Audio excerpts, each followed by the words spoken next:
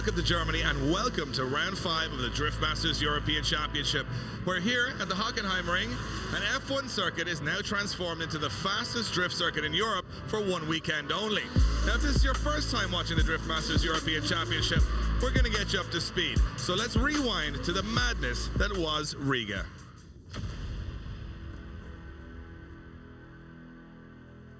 Riga.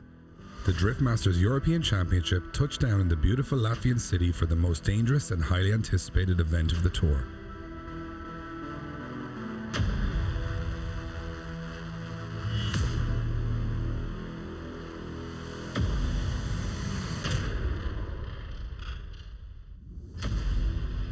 This track takes no prisoners and only rewards the brave. Drivers knew there was no point in showing up if they weren't prepared to throw down. Before the on-track competition began, locals were treated to a sight that few could comprehend: the street parade.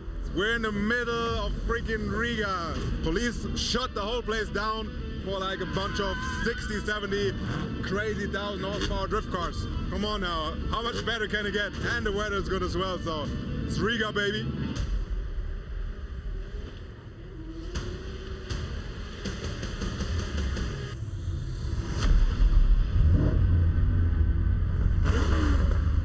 You have to stay focused, and commitment definitely will win the race. This track really requires high concentration and a lot of commitment, and then I would say balls.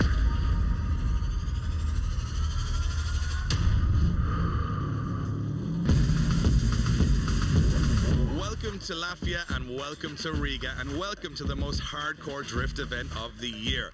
After an insane start to the season in Płock in Poland and then a very unpredictable event in Hungary, the Drift Masters European Championship is ready to once again stake its claim that has become the Champions League of European drifting.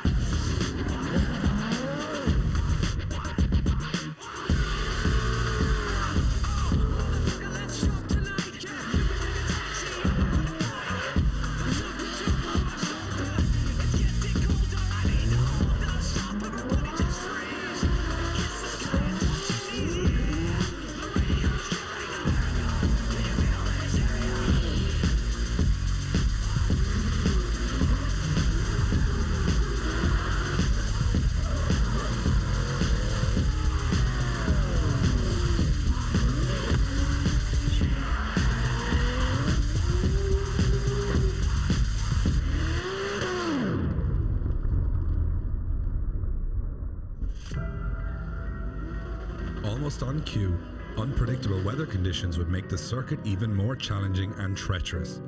The best in the business would have to prove their ability and adaptability once again. It was time to hit and hope at over 90 miles an hour. And he is right there with Sebastian Fontin, not an inch between the cars. Oh, big impact. Romanovsky's sketchy transition. Torrential weather out there. Gregor Zipke as he fires that car. Shannon's right with him, he's like a dog with a bone.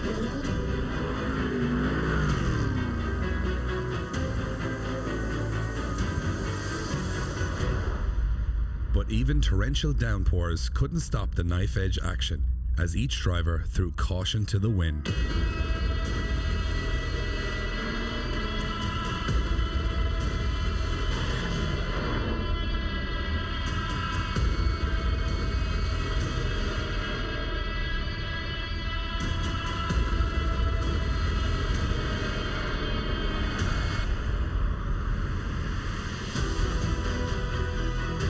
Gets deep. Oh, he's way over the line.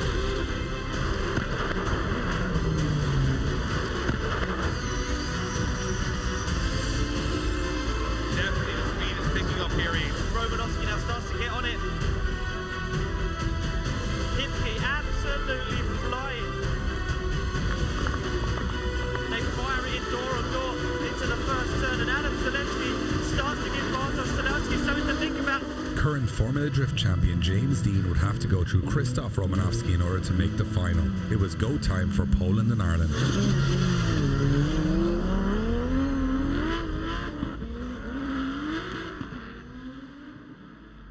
Dives into the inner zone as Romanowski now looks to transition. James Dean. Oh, wow! How did they not make contact? James Dean defying all the limits.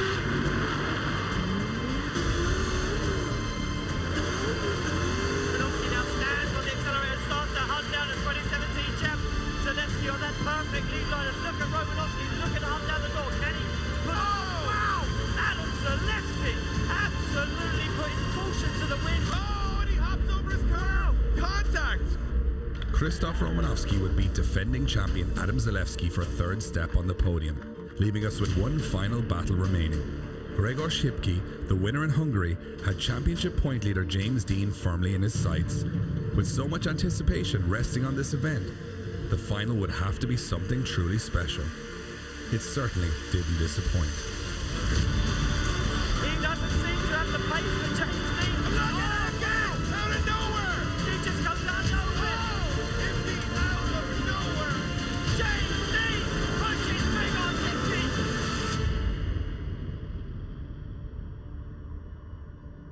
After 3 grueling rounds of action, record attendances and unrivaled online viewership, the Drift Masters European Championship is certainly cementing its initial claims as the Champions League of European drifting.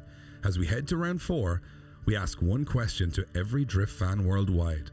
Can you really miss what happens next? At Riga, we brought professional drifting to the city streets of Latvia. But we had to go up a notch for the next round, which was round 4 in Turin in Poland. A full 17,000-seater stadium was transformed into a custom-built drift circuit for the weekend. And the result?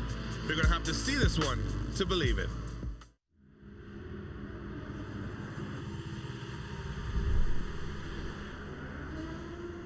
After watching Drift Masters for the last couple of years, it's obviously been like our mission to get here and actually compete.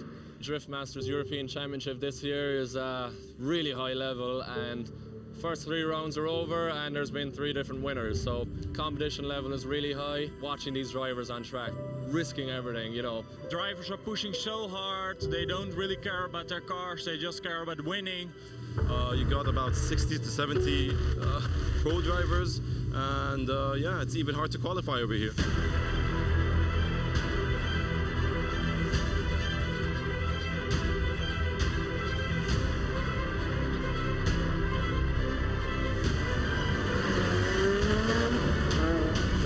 You may be confused. You may even be misinformed. This is not a regular drift championship. This is Drift Masters, where exceptional is normal. Welcome to Turin in Poland, and welcome to round 4 of the Drift Masters European Championship. It's been an amazing year, but it's about to get even more amazing as we stand here in a custom 17,000-seater speedway stadium, which has been transformed, and I do mean transformed, into a fully custom-built drift circuit for the weekend. Nothing like this exists anywhere in the world. For 5 days, they've been laying tarmac and preparing a challenging course for the best drivers from around Europe.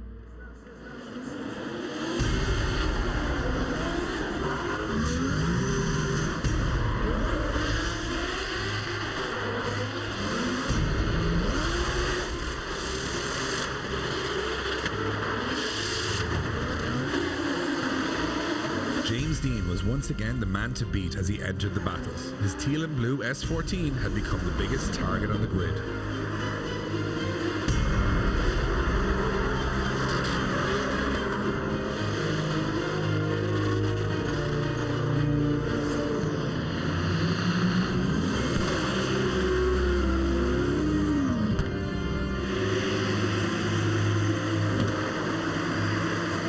Good friends behind the scenes, but now they go to war as Daham leads in Shanahan. Daham will definitely have the horsepower advantage here, but Shanahan's not going to let him get away that quick. And look at Connor Shanahan, big impact with the wall. Connor Shanahan, big into the wall. Shanahan sitting 3rd in the championship right now. This could be a big deciding factor on whether he's going to be in the fight. Pushkowski now, so out of the door. It's going to be the Irish champion going up against one of the prides of Poland.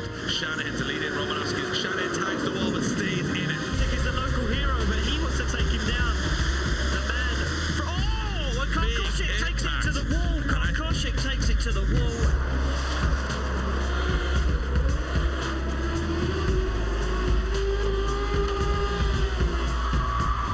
So, yeah, look at this. A point to Lexco. He's got a point to prove. He's door on door. Look at this. From a point to Lexco, pushing the Formula Drift champion around that final turn. He's done.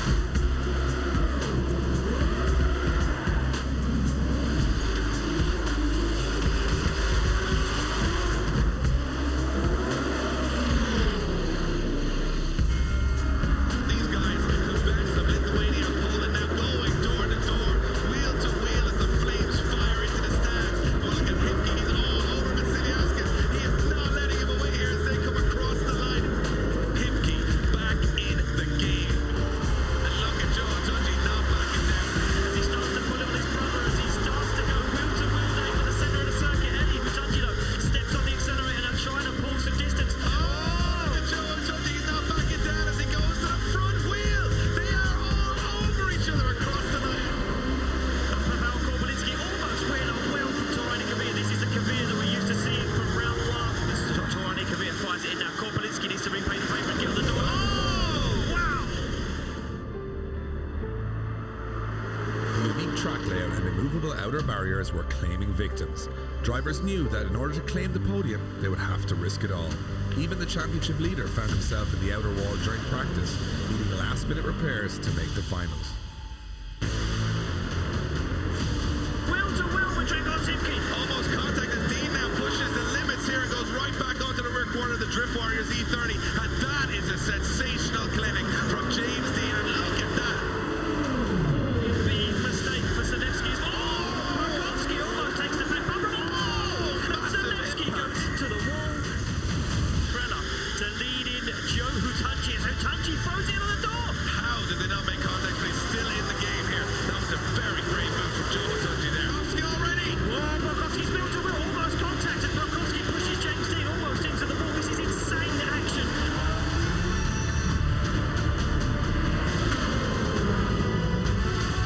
The accelerator looks like he's pulling away from that little open GC. Can Brashkovsky overturn this? He had good proximity in the first half of the battle.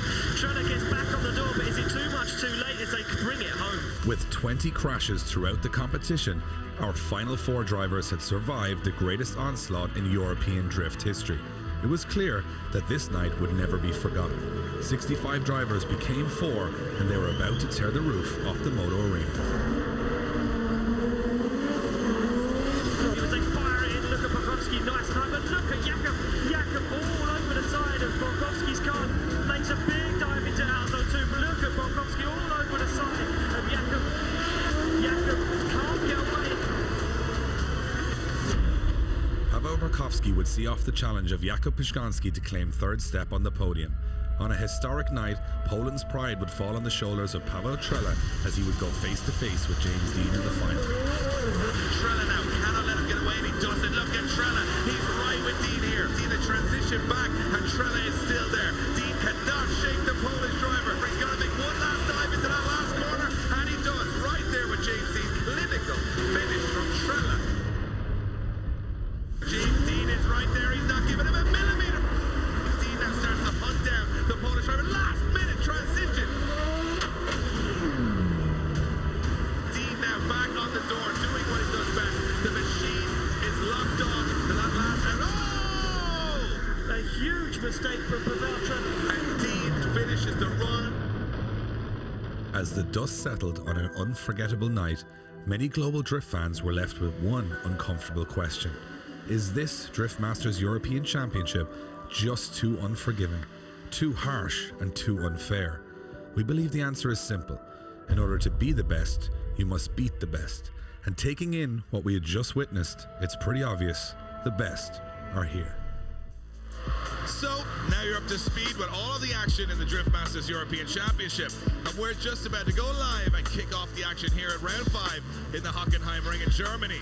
Hold on, because this is going to be a good one.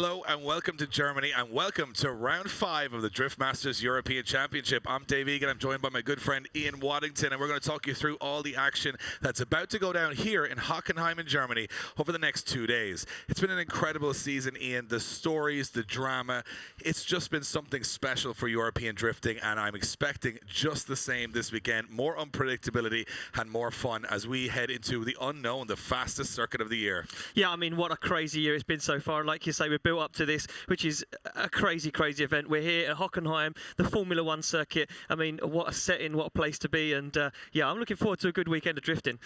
Absolutely. And of course, remember, the championship's still very much in the mix right now. The drivers are getting ready to go out onto the circuit. We're going to talk you through all of the nuances on this track and let you know exactly what's about to go down. If you're joining us for the first time ever at a drift event, well, don't feel out of the loop, because we're going to keep you up to speed right throughout the weekend.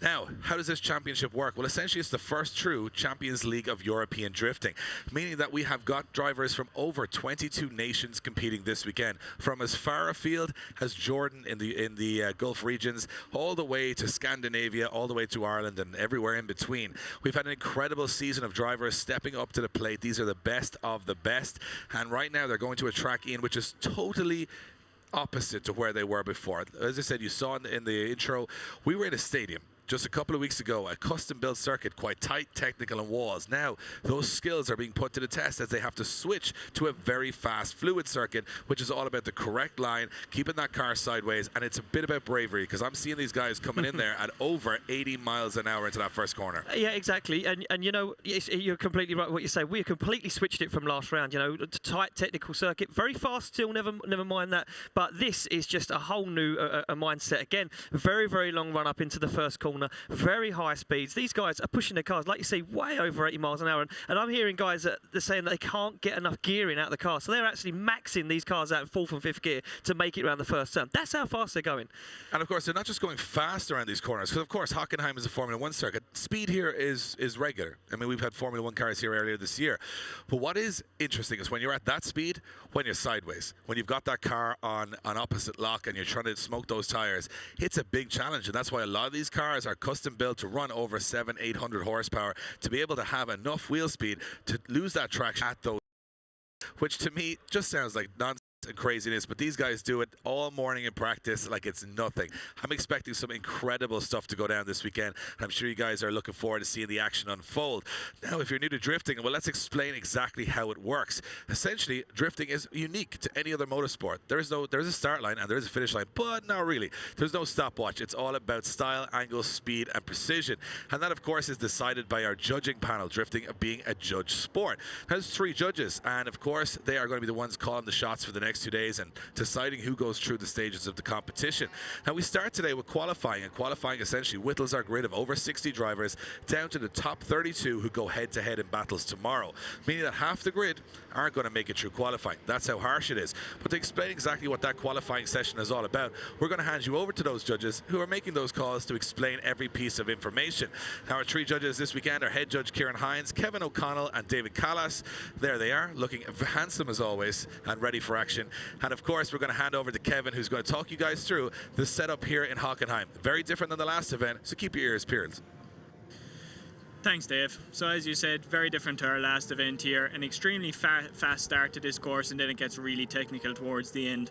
Starting from the initiation point, we want the drivers to accelerate up as fast as they possibly can, up to the initiation point just at outer zone 1. From outer zone 1, we want the drivers to initiate preferably with a clutch kick or a feint entry, and then we want them to absolutely pin the throttle all the way until they hit the inner clip 1. From inner clip 1, then we want them to shoot straight directly out towards outer zone 2. From outer zone 2, then they have a nice, quite a tricky transition here. If they leave it too early, they won't make outer zone 3. If they leave it too late, they're going to wash off and not be able to hit inner clip 1. So we want a nice smooth transition, but dialing on quite a bit of angle out to outer zone 3 to slow the car down and scrub off all that speed that they've gained from the first corner. From there, then they want to tuck the nose of the car into inner clip 2 and middle track line through the second part of the track. Rear the car out to outer zone 4, midline then again in through the gap, and out to outer zone 5, and then maintaining a nice wide line all the way out to outer zone 6 and over the finish line.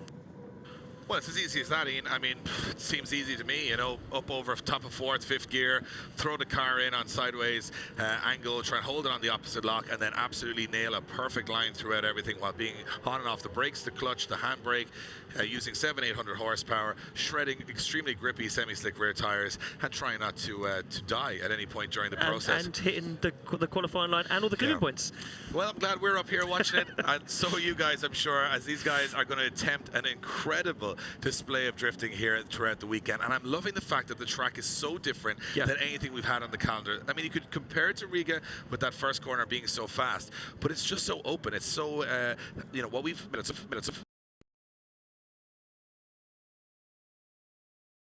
and sort of being a showman, because of course you're kind of pinned in if you make a little bit of a mistake, and we saw it in the last event in Turin in Poland. We had over 20 crashes there, and all of those cars, just by the way, have turned up to this event a couple of weeks later absolutely perfect. Fine. So that just goes to show the incredible commitment behind the scenes from all of these teams, who are in majority privateers, who have as friends and family getting those cars back together to stay in the hunt. But what's incredible, as I said, they can express themselves a little bit here, is that they can put on a little bit of angle, they can put on a little bit of show. All those crazy things you see in drift cars, essentially now they can use them. But if you're still not up to speed with exactly what's about to go down, let's break it down even more. Let's talk to you guys about the criteria of qualifying. So each driver will complete 2 non-consecutive scored runs. The highest score after both runs will count as a driver's final score. Each run is scored out of a maximum of 100 by our 3 judges. The average score from all 3 judges will count as a driver's run score. Of course, as I mentioned, we have got a lot of guys who are over 60 drivers trying to score those out of 100, and the top 32 scores will go through to the tournament battles tomorrow. Drivers will be deducted points for momentary loss of drift, understeer, incorrect line, dropping 1 wheel off the designated circuit, or significant contact, and in this case that would be with anything that's hard and immovable on the circuit. Drivers will be rewarded for an extreme entry, throwing that car in really heavy into that first corner. Increased speed, fluidity, smooth transitions, correct judging line, precision, and proximity to the outer clipping zones, and in this case the inner clipping zones also. Drivers will score a 0 for complete loss of drift. Of course, this is a drift championship, Ian. You can't be driving around out there. Spinning out or dropping 2 wheels off the circuit. Extreme understeer, which essentially is when the car just doesn't go in the direction you want it to. Or driving a section of the course. Remember, this is the European Drift Championship, not the European Driving Around the Circuit Looking Cool Championship, and that's very important. So from that perspective, we have got those 60 drivers, and remember, 20 of those drivers are national champions, Ian. We talked about it in Poland before we kick things off here, but the pressure these guys are under, it's very, you know, it's like any other sport. You could be the king of your jungle, you can come there, you're the big fish in a small pond, you come here, you're a fish in the sea, and a lot of these guys struggling to step up to that plate because the competition level is so high. Exactly that. And you know what, I took a set down earlier with Eddie Power, and we went through loads of different things, and we talked about the championship and how it's evolving and how everything's sitting at the moment, and we calculated that there's 8 people that could potentially take the championship right now if James Dean, if his car breaks and he doesn't really make it well in qualifying and he doesn't win this round. There's 8 people still, so that still gives us a mixed round, you know? Absolutely, and of course, because it's such a different track, we're going to see guys that were hugely successful on the tighter circuits with the walls now struggle maybe with that high speed. I mean, if speed is an issue, power comes into play, grip comes into play, your car setup comes into play, where I think it's more just precision and bravery on the tighter circuits. So I think that's going to shake it up a little bit today too. Exactly, and we watched practice early. We sat up here and we faced the other way, and we was watching the drivers, and there's a lot of drivers shining, you know, a lot of drivers putting it out there that we haven't seen really put anything down. For me, Pavel Korpolinski was absolutely laying it down. That little BMW 1 Series, he was flying. He sits 5th in the championship so far. He could potentially, if he does well at this round, jump through into first place in the championship, completely blow it open when we go to Mondello in 2 weeks' time. And again, we always have to expect the unexpected, because every time you think it's going to play out one way, it does a 180 and goes the other way. So very much like drifting, it's a show, it's unpredictable, and anybody can win. And just to talk us through what the feeling is like down on the start line, we've got our man on the ground. Eddie Power is down there. Ed, what's the feeling like before qualifying? Thanks, Dave. With 4 rounds down of the 2018 Drift Masters European Championship, only 2 opportunities remain for our drivers to score. With 99 points separating first and second, and the top 8 drivers still in with a possibility of taking the championship here mathematically this season, things are really hotting up with the 5th round here. live from Hockenheim. You can see the drivers are lining up on the grid. It's a bit of a French and BMW invasion at the moment for the first few cars out on circuit. I've been talking to some of the drivers down here, and they are really starting to feel the nerves and the excitement ahead of what's going to be an insane round here in Hockenheim. I'm going to be following all the action down here in the pits and keeping you guys up to date with what's going on. But for now, I'm going to throw it back to you and Ian in the commentary tower, and we will talk to you soon. Thank you. Thanks, Eddie. And of course, you can see the drivers getting ready on the grid there for action. And this is a nervous moment for a lot of these drivers, especially because, unlike any other motorsport, this is all that matters for them. Yeah. Qualifying session today. You make one error here, you mess up a run, you're under pressure for the second. You can't get it done in those 2 40-second runs. And I think here, even lower to 30 if you're fast on this track. That's it. Those 2 mistakes and you're done, you're home, you're in the stands with us, watching it for the rest of the weekend, like a regular person, right? Exactly that. It's not only that, it's like something else that me and Eddie spoke about earlier when we were talking about different scenarios and what could happen and where we are in the championship. And I said to Eddie, you got to look now realistically. These cars, Dave, have potentially done 5 events. This is the 5th event that they've done this year. Not only that, some of these guys are using their cars practice days, other championships that they're competing in. That's a lot of stress on the cars. And we've seen that today come into play. James Dean's car has done God knows how many hours this season. He's probably done more competitive runs than any other driver, finishing on the top step or the second step of the podium every single round. Not only that, some demos and whatnot thrown in the mix as well. That car suffering clutch problems, saying that the clutch, it's had a hard life. It's done its time. The problem is, Dave, his brand new clutch is stuck in customs in Cork, in Ireland, and they are trying to get someone to fly that clutch right here tonight so they can get that car ready. Anything could happen, like you say. Well, I mean, it could take a completely different change this weekend. Yeah, well, you've got a championship leader now under pressure mechanically. You've got a grid hungry to take everybody down around them.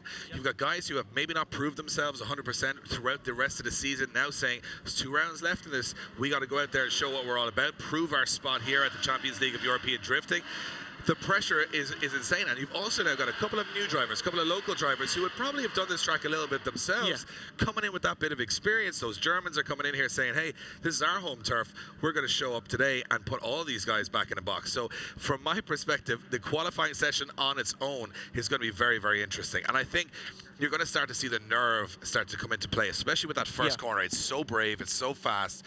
For you guys at home, you're going to see just how the speed level here is beyond anything else in Europe. And I think at that speed, any mistake, any slight error, you're way offline. You could be going off the track. We've had guys go off the track, touch some of those outer walls. Remember, the walls aren't on the track, but if you hit them off it's the end of your car. So that is the reality these guys are facing. Ian, I'm pumped up for this one. I think just to be here in the Mercedes-Benz Tribune in Hockenheim on a Formula 1 circuit with drifting, this plucky upstart of a motorsport now taking on to these tracks, seeing can the best in Europe handle these speeds. I'm looking forward to it. Yeah, listen, I mean, I've got an anticipation. I'm wondering, could the championship completely change today? Like today, tomorrow, can we see this championship blown apart this weekend and make it completely open as we go to Mondello in 2 weeks' time, which would make it so exciting for us, for the drivers, for everybody at home watching. It would be amazing, right? Absolutely. I mean, what we want is the most exciting show. I think we're going to get it this weekend. We're certainly going to get it at the finals. But this penultimate round sets up everything for the rest of the season. And a lot of people will say the final is more important. I think for the championship, this could be the most important round that we've ever had in the Drift Masters European Championship. I am pumped to see what happens here in qualifying.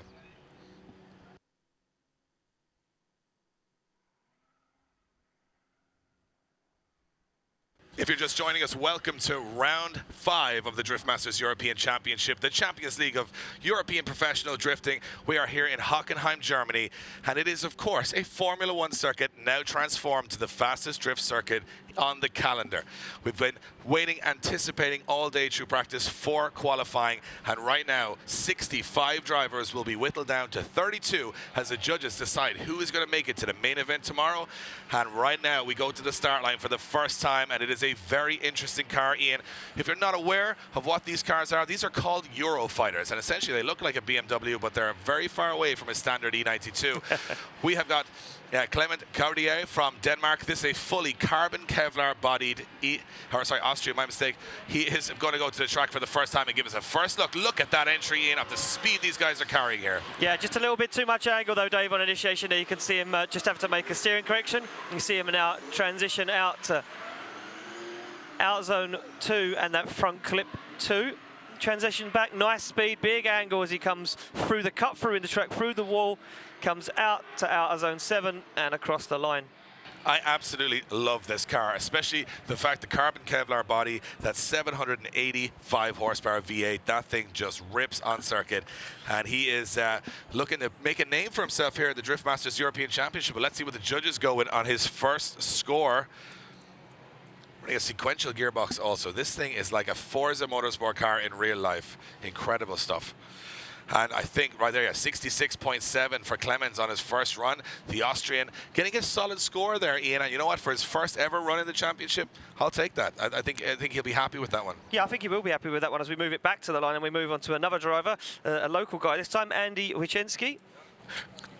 Chris Neigemeyer is our next driver. My mistake. In Germany, 27 years of age. He is running an S65. This is a 680 horsepower BMW. Crazy build. And he gets ripping through the track right now. As the first of our German drivers. Oh, a little bit wide though. You can see that cone on the inside. That's where he wanted to be. Those outer water bars, essentially trying to get the rear end of the car as close to those as possible. Doing a good job on the second half of the course. But Ian just pushing a little bit too wide as things slowed down onto that inner hairpin.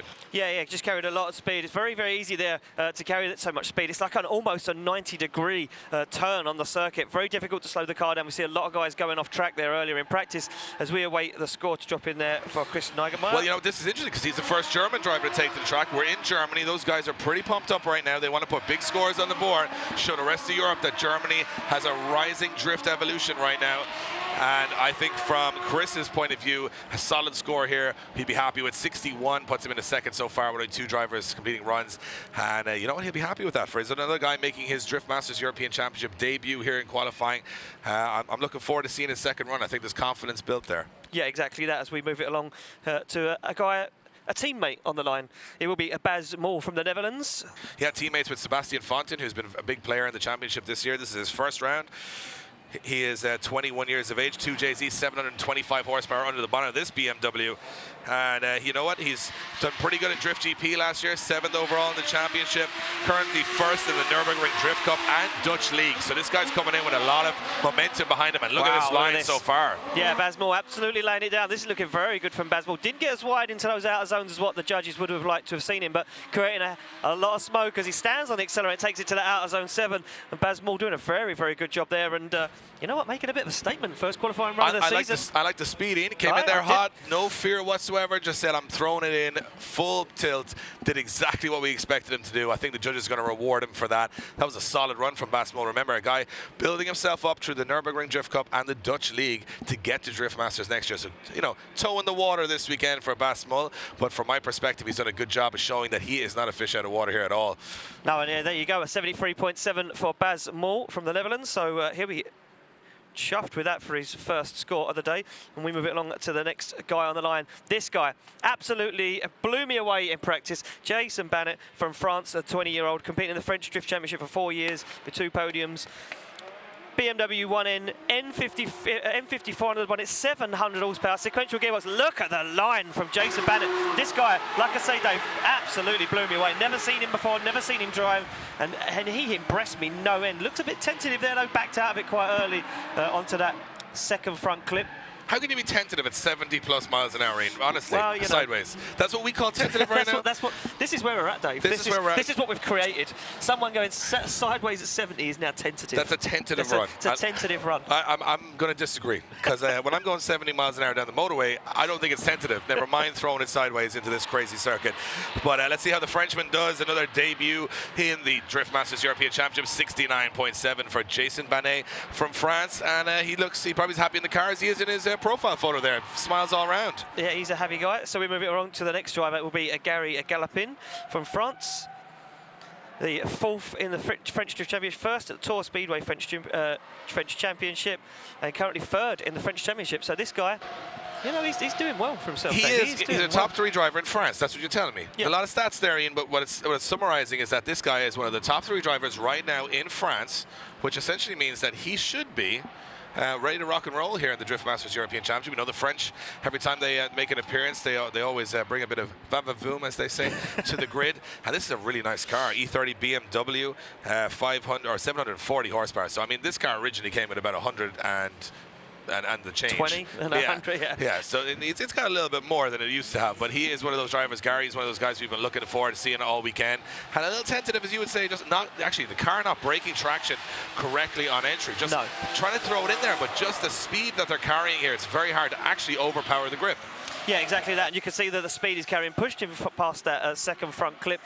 He now makes his way through the cut through in the circuit, out into the outer zone 6, and nice and wide into outer zone 7 as he takes it over the line. Let me just go back to what I just said, because I analyzed it in my head. This car has 740 horsepower, and it still struggled to break grip, because that's how fast he was going. And he's only running 15-inch wheels, so that just goes to show you what mechanical grip that car has got. Incredible. I mean, this is a 3.3 stroked engine, turboed, has all the goodies on there, and let's see what he scores from the judges. It's a 62 for Gary Galopi from France. And Gary is probably going to have to improve a little bit on that for the second run. We'll start to see those scores creep up. Remember, in reverse championship order right now, so the newbies in the championship are up front. But talking about newbies, they have plenty of experience. One of the guys that does have all that experience is Jérôme Vassia. This man has competed for many, many years in Drift All-Stars, Drift GP, the Irish Drift Championship, and of course, he is the head man at the French Drift Championship. So, got to practice what you preach out here in the Drift Masters European Championship. And he's thrown in RB25 PS13. Doing a pretty good job. Very good technical race driver, Jérôme. Very level-headed.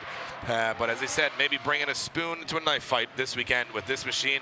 And it's still upwards of 450 horsepower, 500 horsepower. Yeah, he did look a little bit out of his league earlier when he was doing some twin battle practice with some of the guys on circuit. Like you say, a bit of a spoon to a knife fight situation. But you know what, for me, Jérôme Vassia, a very, very consistent driver, always very confident. Like you say, level-headed guy. He's got a lot of race driving experience, so he doesn't really do outlandish things. So it could be someone dangerous to get inside top 32. He could, you know, take down some names.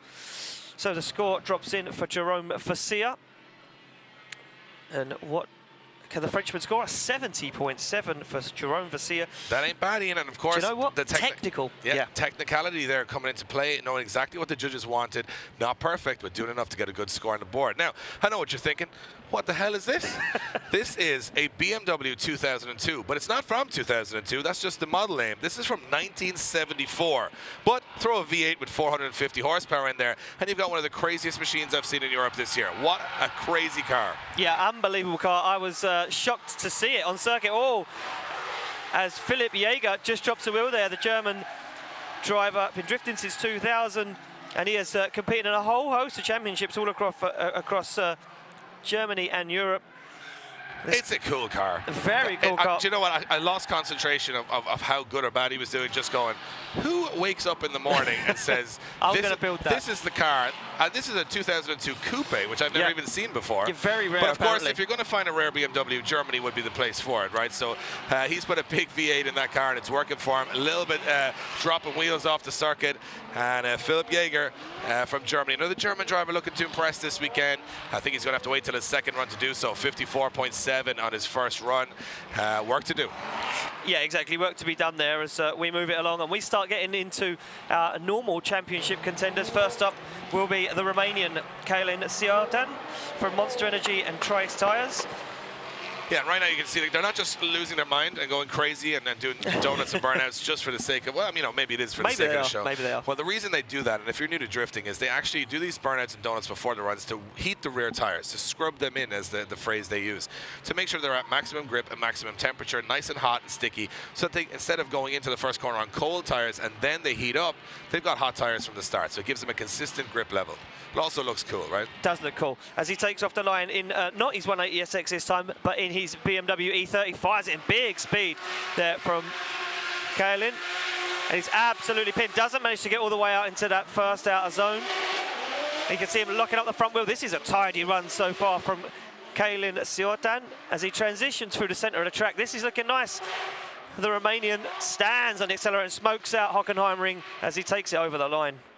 Yeah, we're starting to see that the real vast variety of nations represented here at the Drift Masters European Championship, as Romania now takes to the circuit in a very cool car, that E30 BMW, 802 horsepower, 700 horsepower, 717, my mistake. You know what? These horsepower figures are just irrelevant. They're just all supercar sort of setups. Crazy. In these little old school BMWs. Amazing. An 80.3 for Călin Ciordan from Romania. That's an impressive score. Puts him in the first position. We are early days, though, Ian, as we are in reverse championship order. Yeah, and we move it along. to one of our favourite cars on the grid. Yeah, This is a cool-looking car. You can actually see the door bent in from other rounds. This is how hard this guy's been going. He is representing the Ukraine. It is Serhiy Kremitz. He is the champion of the Ukraine. Oh, and understeer the first 2017 Ukrainian champion. So comes with a lot of heat into this championship, and he's been impressing us all year. But that first corner, he got that little shade of understeer, put him off his line. Yeah, and again, you can see that understeer coming into play there as he comes into that second front clipping point. He transitions through the cut through, and now things start working out for him. But that understeer coming into that first front clip and that initiation. Again, I'm sitting here and going, what do you do to wake up in the morning and go, you know what, the Mercedes CLK? Do you know what it needs? It needs a Corvette engine, and then make it even bigger on displacement, and then just make it a crazy drift monster. Tire shredding machine. Yeah. That's what's happening right now. Well, let's see what the scores are from the judges for Serhiy Kremitz. And again, the judges, taking a little bit of time on this one. Yeah, they want to get those scores. They're very accurate. They want to get them right, yep. Yeah. So score drops in there for Serhiy Kremitz, and it will be a 55 for Serhiy Kremitz. Yeah, we're not seeing those big scores drop in yet, but of course we're warming up a little bit. We're warming up. Next on the line is Kane Pisani from Malta. Another country represented here very well by Kane Pisani. He is the current Gymkhana champion. He in Malta taking his hand here at the bigger circuits. This is far from a Gymkhana track though. Full outright speed, and he's got it under the bonnet of this Supra 2JZ, 780 horsepower. Just catching a little bit understeer like we saw Serhiy Kremitz do. Yeah, another guy falling foul to that understeer problem, but look at that nice transition into the middle of the track. He starts to dive in onto that front clip. Very nicely done there from Kane Pisani. Gets back into it, just fails to get out to that outer zone 5, transitions into 6, big angle and overcooks it. Tried to put some style into the mix, Dave, and it just didn't. No, just again, didn't pay off. Went on big angle just for that big impressive finish for the judges, but you take that risk reward of being over rotating, and that's exactly what happened. And scores a 0, of course, his spin out for Kane Pisani. And you know what? Trying to put that bit of flair in there, and it's a tough track to do it on. Yeah, exactly. And you know what? I don't know whether it's just the way the track changes there through that cut through, and we make it official. Kane Pisani there scoring a 0. Well, I see a few of the top names spinning in that position. You know, I don't know if it's the. There's actually an elevation change there, and I think it catches a lot of the drivers out there, because you're going from one part of the circuit to the other on a cut through, which generally isn't used by the circuit. Exactly. And I was talking to some of the drivers behind the scenes. They were saying it's actually a lot more elevation change than you think. So you're actually coming down a hill, so it picks up the rear end speed of the car, or the speed of the rear end of the car. And sometimes, as you saw, it can over rotate. So next up, we've got a man that has such a small car, it's quite easy to over rotate. But it's Daniel Janota in the 1 Series BMW. He's representing the Czech Republic, and this is his crazy, monstrous 860 horsepower BMW, and coming in really hot here, Ian. Yeah, drops the wheel there onto the dirt, starts to get out of shape, manages to hold it together, does Daniel Janota. Oh, and look, again, see what I was saying about that front clip? Guys just carrying a bit of too much speed there. Can Janota hold it together and put a qualifying run in the bag? It's not going to be the highest score, but it could definitely be a score nonetheless as he comes across the line. Absolutely, and again, pushing that a little bit too hard, dropping wheels into the dirt. Of course, you lose the traction in the dirt, get stuck out there. I'm sure the Hockenheim greenkeeper absolutely loving that run from Daniel Janota as he fires grass and dirt over the wall. And Janota scores a 0. Judges saying too much wheels off the course and a lot to. So a little bit of dirt thrown up from Daniel Janota there as our guys come out there with the brooms to do a little bit of housekeeping to make sure that this track, has to be consistent conditions for every driver as they go along. And one thing to point out, Dave, we was mentioning earlier, me and you had a chat. Look how wide the track is. They look like ants. Small, little, tiny people. And they're not miniature people that Drift Masters have hired in. That's how wide the circuit is there. Just to give you a concept of how fast these transitions are as well. And that's the thing. I mean, it's very. I think it's similar to Formula One. When you watch Formula One and you see somebody do 240 miles an hour, it doesn't look like 240 miles an hour. So the same can be said here. Any of these Formula One circuits, you can't even get a real concept of the speed these cars are going at. And as I said, they're topping out 4th and 5th gear here on the first corner. Next off the line, though, is Kim Mathiasen. And Kim, looking for a change of fortune this year, the Danish driver, 31 years of age, LS1 500 horsepower BMW, coming in really hot. Nice start to the run from Kim Mathiasen. Yeah, Kim Mathiasen really throwing it all out there. Oh, and just grabs a little bit of an issue there as he comes into that second front clip. Transitions back into the outer zone 4. out of zone 5, slows it down ever so slightly as he comes through the cut through. A tentative-ish run there for Kim Mathias, and I think he just wanted to get a score on the board more than anything. I think so, Ian. And it looked to me that he just kind of backed off a little bit through the last couple of sections, or the gearing wasn't quite right. He was kicking the clutch, but he had so much grip dialed in, just not making a big impact there. But you know what? A tidy run all the same, and that's what, you know, at start of qualifying, you got to settle those nerves. You know you have only 2 chances to go around the course. You don't want to get a 0 on the first run, so how much do you risk it? And I think on that stage he was saying, look, 57.7 puts me in 8th position right now, comfortable, confident, ready to push harder on the second run. Yeah, exactly that. And you know what, like we say, a score on the ball. Now, up next on the line, this guy, he wowed us, Dave. Yeah, Mevlud Meladze. I'm trying to pronounce that correctly. I was talking to him earlier. Really nice guy to speak to. He's 45 years of age, Georgian driver, and he is one of those guys that came out and just blew us away in Turin. We had no idea who he was, and all of a sudden we were huge fans because he has a great technical race driver style. He's got a great background in motorsport. He's won rallies in the past. He's got that natural ability, and he is running a 240 horsepower V8 in this car. So he is the lowest horsepower car in the grid, and what a good job he's doing. And what a run. What an absolutely perfectly technical run. The only downside to the run was that he had a little bit of understeer, and the car pushed on coming into that second front clip. Going to be scored down on that massively, but you know what, for me, other than that, the outer zone's all fully fulfilled, and I think it's going to be a pretty good score there for Mevlud as we await for that to drop in. He's sort of becoming the underdog hero here. He is. You know what? I think he's going to go away in the off-season, and 55.3 there drops him into 9th position for the moment. Yeah. I think he's going to go away in the off-season, stick a couple more 100 horsepower under the bonnet, and come away from this year knowing that he's good enough technically, just lacks a little bit of horsepower. Yeah, he's a big fan, favourite in Georgia. Next, moving it on, it is going to be the next of our German drivers. Axel Mack started drifting in 2007. He's driven in a lot of series around Europe. This is his home turf, 700 horsepower. IS Lexus, and he throws it. This car is so cool, Ian. Just a very modern chassis.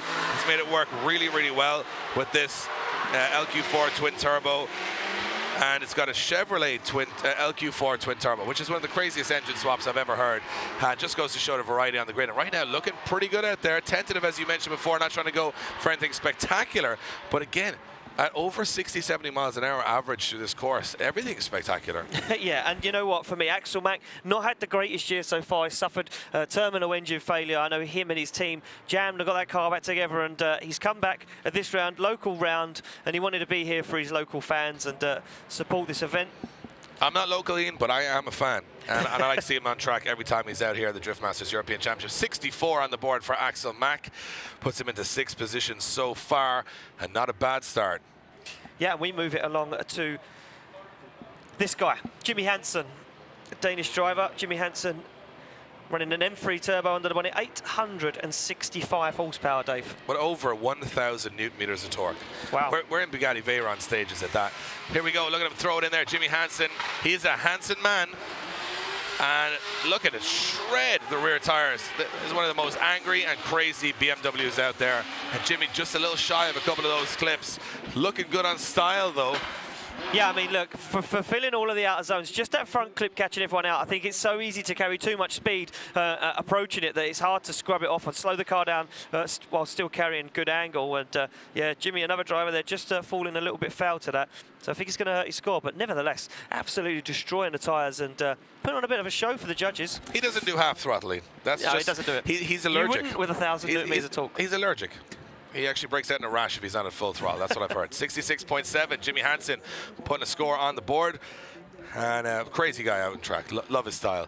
Moving along, we are going to have Kasper Christensen, the Danish driver, one of the smiliest drivers on the grid. Yeah, he's happy. He didn't have a very, very good round last round in Poland. Didn't make it out to qualifying in Turin. He blew a hole in the side of the block, but his crew worked over 48 hours. And look at the angle from Christensen as he fires that car. Holds on to it now. Can he make it out to the outer zone? He certainly can. This is a wild run from Kasper Christensen. He is Look at the line. Incredible angle. Not technically perfect on all of the zones, but I'm the most entertained I've been all day. This is a crazy run from Casper Christensen. Going to show a lot of potential there when that car is working, and he's had some mechanical issues this year. I'm looking forward to seeing him when he gets gelled in and he's not worrying about the mechanicals of the car. He has confidence in that entry. He was almost at 90 degrees coming through that first corner. Yeah, that was crazy. I didn't think he was going to make it. I thought he was going to end up on the grass and get himself caught in trouble, but he made it happen and got it all out there. But we await the score to drop in for Casper Christensen's first qualifying run of the day. I think that man has a podium in his future at European level, whether it's today or another event down the line. He's got a lot of potential, and I, for one, am a believer. So Casper Christensen from Denmark, 59.7 into 10th position. Judges saying not technically good, but very entertaining. Very good impact. Very good impact. Moving along to Dennis Hansen, another Danish driver. Was a motocross driver for many years, Ian, and taking that hand-eye coordination and maybe deciding not to fall on the ground a lot and saying, I'll get in the car and I'll do some crazy stuff in that too. Yeah, saying that he'd had enough of falling off a motorbike and it was much safer on four wheels as he fires that car. Nice transition there from Dennis Hansen. Now, look at that. Wow. Very close to that front second clip. This is looking good right now for Dennis Hansen as he fires it through the centre of the circuit. Good transition back. Constant throttle as well. You can see the smoke bailing at the back of that S15. And Dennis Hansen doing a very good job. Well, I mean, if this is the safest of your multiple hobbies, it says a lot about your personality. Dennis Hansen is a pretty crazy guy. So as he absolutely shreds those tires, 805 horsepower on the back of that car, doing its job and put in a very good technical run. I'm looking forward to see what the judges say. Not perfect, as we mentioned, but these guys are starting to build in confidence. Yeah, exactly. And you know what? This is only his first qualifying run. He's still got one more to go after we've seen all of our drivers run so far. As we are still, judges talking about this one, Dave, not completely convinced of whether they liked it or not. Well, I think it's more they're having a discussion on the technicality of the run, saying, is it exactly what they want it to be? Well, they liked it enough to give him a 72.7 and put him in third position so far. So Dennis Hansen looking good. And like you say, a lot of guys dropping through this round and really pulling it out of the bag as we move it along to René Potts. Yeah, René Potts, 1.5 JZ IS200, another Lexus, 750 horsepower, and another German driver, Ian, looking to impress in front of the home audience. Exactly that, René Potts. Been putting it all out there, not having a very good couple of rounds, not qualifying, and way shy of that third outer zone. Manages to slow the car down and get to that second front clip. But René Potts just looks like the car's hard work to drive. Doesn't look easy to drive. Yeah, I think, I'm not too sure on the chassis end of things, but a lot of grip, a lot of horsepower, an unusual chassis. It does look quite snappy through some of those sections, but he's doing a good job of holding on to it, and it goes to show the capability that he has behind the wheel. However, as you mentioned, quite shy of some of those outer zones, and the judge is going to watch for that. Remember, on a track like this, and Kieran Hines, our head judge, said it in the driver briefing this morning, seems like a long time ago, but he was saying that almost 60% of your score, or all of 60% of your score, is on the perfect line. Yeah. If you're not on the perfect line at any point on this course, you're going to be losing points. You're just out of that 60. So you take your speed, your angle, your fluidity, your precision, that's all in that 40. The 60 is the line. Well, that's where you're going to get a 55. And that's 14th position for René Potts from Germany. And again, that line hurting him quite a bit. So I think he's got room to improve. His spotters will be on the radio saying, tidy up certain sections and you're in the game. Yeah, exactly that. So we move it back to the line to a guy that wasn't looking too bad in practice, but he's had his fair share of impacts with the walls this year, and that car probably not 100%. It is a Daniel Savak. Yeah, Norwegian driver, 30 years of age. Works as a plumber. So, as I said, you can see him. He said he's got some kids. He throws cars into corners at over 80 miles an hour. He's a bit nervous sometimes of what's going to happen. And this is a big run from him so far. Lots of angle, lots of speed. Yeah, this is looking very tidy for Daniel Savak right now as he gets into those outer zones, fulfilling all of them so far. Very good on that second front clip. Gets out to the outer zone 6 and 7. Very wide, in fact, kicks up some dirt on 7. And you know what, for me, that was a very good run there from Daniel Savak. Yeah, this car running a 748 wheel horsepower, G-Force transmission and Stance USA suspension. Really nice put together car. As you mentioned, it's been put together a few times this year after some impacts with the wall. But Daniel is one of the most entertaining drivers on the grid, and always a smile on his face. Very genuinely nice bloke as well. Loves being involved. And look at that, 74.3 for Daniel Savak from Norway, second position so far. Starting to see those scores creeping up. Yeah, and exactly. And seeing a lot of a mixture in the championship right now. We move it along. Ken Ekved sits on the line, the Danish driver. 335E92, but he's took the engine out, put it in the bin, because this is running an LS3 turbo, 750 horsepower, as Egved fires it in. Little weight transfer on initiation there, getting brave with it. And just again, shy of that outer zone. That's the tough one on the track, Yeah. it seems to be in. Yeah, and this one, slowing the car down enough to get the nose onto that front clip. Very, very difficult for our drivers. This part of the circuit slows it down, and then you build up the speed, so nice and easy to get on there. Oh, we have an issue. But he shuts it down, and looked like he delaminated his tyre potentially, or I can see a little puffs of black smoke come out the back of the car. So that could... Yeah, I think he's signaling for recovery there. That could be a little bit more... sinister than what it looks like. That's what I was just about to say. I mean, we're looking on here, and the car sort of rolls to a stop, and our marshals come out to have a look. He just didn't finish off that run. I mean, so that will be a 0, I'm guessing, Dave. We need to make it official from our judges. Obviously, that's not my job to do. And yeah, there it is, a 0 for Ken Egved. Wow, and you know what? That looked like a good run. Big faint entry. He was carrying a lot of speed. He was nailing the line. So potentially, can he get that car fixed? I mean, he's limping his way back. So. And he's the current, sorry, not the current, but the 2016 Danish drift champion, so another national champion. Just having a little bit of a struggle in the first half of qualifying here. Machinery letting him down. Let's hope he gets that sorted for the second half. Up next. Yeah, Christian Erlsson. Now, this guy impressed me no end.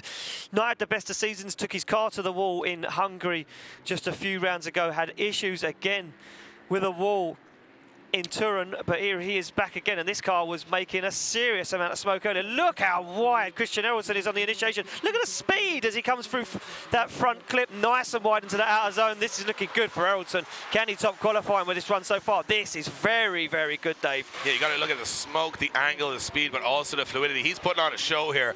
Big angle on that wide swab in the front of this car. 932 horsepower, wow. Absolutely destroying the tires on that car. And you know what? That's my favourite run so far. Do you know what? I spoke to this guy a few rounds ago, and he said to me that he loves fast, flat-out circuits. Well, there you go, Christian. We gave you one, and you performed. What do you do in your score? As judges have it. This could go either way. If they're deliberating, it could either be a big score or not as good as what we thought. It's either top or we miss something and it's going to knock them back. But I think it's going to be a big score. Ian, forget about the judges. Forget about them. We golden liked it. Buzzer moment. Yeah, we liked it. We want it. So I think this is going to be a huge run. Is this a good score for Christian Erlsson? Can he top qualifying as a score drops in? I'm nervous. Wow, look at this. A 90. A 90 for Christian. Christian Erlsson, and he tops qualifying. Wow. Listen, he said he likes the tracks, and he said put me on one and I'll perform. There you go. There you go. You've had a couple of bad rounds. There you go. Ladies and gentlemen, European drifting, welcome to Christian Erlsson. And this is what we need. We need this to happen in this round, so it blows the championship apart.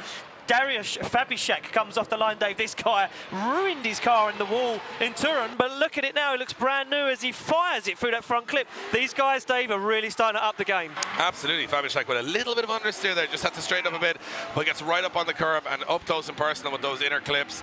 And Fabishak, as you mentioned, having some hits, having some impacts, but right now he's a hit with the German audience as he shreds that car across the line. Polish driver. You know what, the Polish, at the moment, leading the Nations Cup here in the Drift Masters European Championship. So Fabishak trying to, add some points to that. Yeah. So, I mean, I enjoyed that run for Fabishak. That was a very, very good technical run there for Dariusz Fabishak. Popping the cone off of that clipping point on that inner clip too. But what does he score? Do the judges like it as much as us? They certainly do. 74.3 for Dariusz Fabishak drops him into third position. And we keep it going on now. This guy didn't just come from an hour or two up the road, Dave, no. He came a long way. Yeah, he came a long way. This car was shipped all the way from Jordan in the Middle East, representing Red Bull and Link Engine Management, amongst many others. He is a tuner from Jordan. His name is Ahmed Daham, and he's a 4-time Middle East champion. But right now, with his 1,000 horsepower S15, let's see if he can make an impact here. Big qualifying run in Turin at the last round, but a little bit of understeer straight away for Daham as he lifts an inside wheel. Yeah, look at that, popping the wheel again after he transitions, and Daham gets back into it. You can hear that car bang in the anti-lag as Daham stands on the accelerator. A nice transition to that outer zone 5. Good transition back into 6, keeps it planted and across the line as Daham takes it home. just a little wobble. If it wasn't for that mistake on initiation, I think De Ham would have done very, very well there. Yeah, but it almost like he initiated the car with so much grip that it popped a wheel, an inside wheel, and then all of a sudden it sort of drew him towards the inside, hit that curb, and it just kind of got messy from there. So judges are going to watch for that. On a course like this, you can't afford to be making mistakes like that and expect to qualify. So I think even De Ham himself will know there's room for improvement there. Yeah, exactly. That's a score drops in for De Ham. It is a 64.7. So yeah, that mistake on initiation hurt any score ever so slightly. We move it along. Jim Olofsson is still alive, Ian. He's still alive. How is it possible? Is he still alive? Well, I'm how sure, is the car still alive? I'm sure it's down to that Simpson Motorsport safety products, but Jim rolled this car twice on its roof in Raffia, then crashed into the wall hard enough in Turin everything off to take 2 wheels off the car. A couple of weeks later, hey, Jim's here, back again. What a hero of European drifting he's becoming. Yeah, Jim Olofsson is becoming a true hero, like you're saying. Not scared, fires that car, and look at this absolutely perfect line, puts that front wheel right along the edge of that curb, doesn't get as deep into the outer zone 2 as we'd like to see, and he's going to push wide onto inner zone 2, but gets back into it, fulfills those outer zones lovely as he transitions back now, looking for the outer zone 7. Yeah. And flicks it across the line. Jim Olofsson, 3rd place in the 2017 Swedish Drift Championship. Of course, he is a Swede himself. 750 horsepower M50 turbo, representing Simpson Race Products, Ignite Fuel, Panther Racing Fuel. He's one of those guys that you just don't know. He can, he could go either way. But I think on that occasion, it was a more tentative run. I suppose if you're not on your roof or crashing into something, it's always going to seem a little bit more tentative. But it is still a great run from Jim Olofsson, and good to see him back out on track. A real testament to his team back at home in Sweden to get that car ready. 61 on the board for Jim Olofsson, puts him in a 14th position so far. And you know what I've been noticing, Ian? The curbs, because we're running this car, this track in reverse. The curbs are very harsh. So what's happening is if you go a little too wide here, that curb is hopping the rear end of the car, not allowing you to slow down for the hairpin. That's a little bit of inside information I've been noticing. Next up, Maciej Jarkovic, Polish driver, Toyota Supra 2JZ, 700 horsepower, and it looks every bit of it as he fires through the center section here in Hockenheim. Yeah, whoa, very wide though, as Jarkovic gets back into it, saves himself from falling off track, but he completely avoids that second front clip, fires the car out to 7, and this is a wild run from Maciej Jarkovic. Yeah, Jarkovic not doing exactly what he intended there, and that was again another driver unable to slow down. I mean, think about it. You're trying to go as fast as humanly possible through the first corner, then you got to slow down massively for the second corner, then you got to speed up again for the rest of the course. It's very difficult, requires a lot of car control, and some guys just struggling, which I thought would be the acceleration, but actually suffering a little bit with the deceleration in the center of the course. Yeah, exactly. It's that scrubbing of the speed, like you say, that's catching everyone out, and a 54 there for Maciej Jarkovic puts him into 22nd position. And we keep him going as we move on to our next driver of the day. It will be Mikael Overgaard now. Mikael Overgaard surprised us in Riga, almost took it all the way through to the top 4. This guy, I think he likes the fast open circuits. He's been shining today. Very, very good driving in practice from Mikael Overgaard. I mean, this guy's won the biggest drift event in Denmark last season. Now he's here in Germany for one of the biggest events of this championship. Let's see what he can do. Yeah, fires it in, does Overgaard, nice and wide. Gets the front of the car, just shy of getting as close as what we'd like to see. Very, very straight, almost completely straight as he handbrakes in to that third outer zone, slows the car down nicely. This is technically correct, but I don't know. Something about that run that just wasn't... Fluid. I don't know. You don't know? I don't know. Well, you're a commentator, and you got to know. You got to inform the people of what was wrong with it. We have a phrase in something about it. I don't know what was up with it. Phrase in Ireland. It's called wishy-washy. Yes, that is exactly what it was. There was moments of brilliance, but there was other moments where it wasn't so great, and I think it was impactful because there was smoke, but he was kind of offline, and then he made rash decisions to get to clipping points. Didn't really flow. Yes. This is going to be a poor score, I feel, for Mikael Overgaard. I'll be surprised if it's not. I'm always wrong. Can I be right? That's 64.3, not the greatest score. No, mid-pack. Yeah. And mid-pack's not going to get you there when the 60 driver's going for 32 spaces, or 60 plus. Where the judges earlier on said that they're looking most guys in the 80s. Yeah, next up on the line, a man having some issues in practice getting this car to work was Steve Biaggioni, but right now he's locked, loaded, and ready to represent Monster Energy ST suspension, and right now that V8 under the bonnet of this PS13 ready to rip and roar here in Hockenheim. Yeah, as Bagsy fires it in, a lovely job getting to that first front clipping point, nice and wide into outer zone 2. And again, look at that, nice and wide into outer zone 3. Slows the car down. Look at the smoke coming from the back of Bagsy's car as he stands on the accelerator. Yeah, just shortcutted the track a little bit there, Ian. Yeah, exactly. He shortcutted it and gets it over the line. But yeah, I mean, shortcutted it from 5 to 6. It was a dive across the circuit. I'm not sure how the judges are going to make of that one, but very, very good. Apart from that, the first half of the run, the high-speed stuff was flawless, and he fulfilled all those outer zones. Yeah, it was a fantastic run up until that point. And, you know, something to work with. I mean, that's what a lot of these guys are doing on their first run, is put a score on the board and try to improve on those areas that they need to for the second run. I was just shocked of how much smoke came from the back end of that Monster Energy PS13. That is a beast of a car. That is just one of those cars that I don't even want to drive or know what's like. I don't think how you step into those cars. I mean, a very apt name is the Monster, because that car has a crazy V8 under the bonnet, and it's like a growl. It's like it barks at you when it's in lining up in practice. 65.7 for Steve Bagsy Biaggioni puts him into 11th position, representing, of course, the United Kingdom here this weekend. Moving along, representing the home nation, Germany, is Max Heidrich.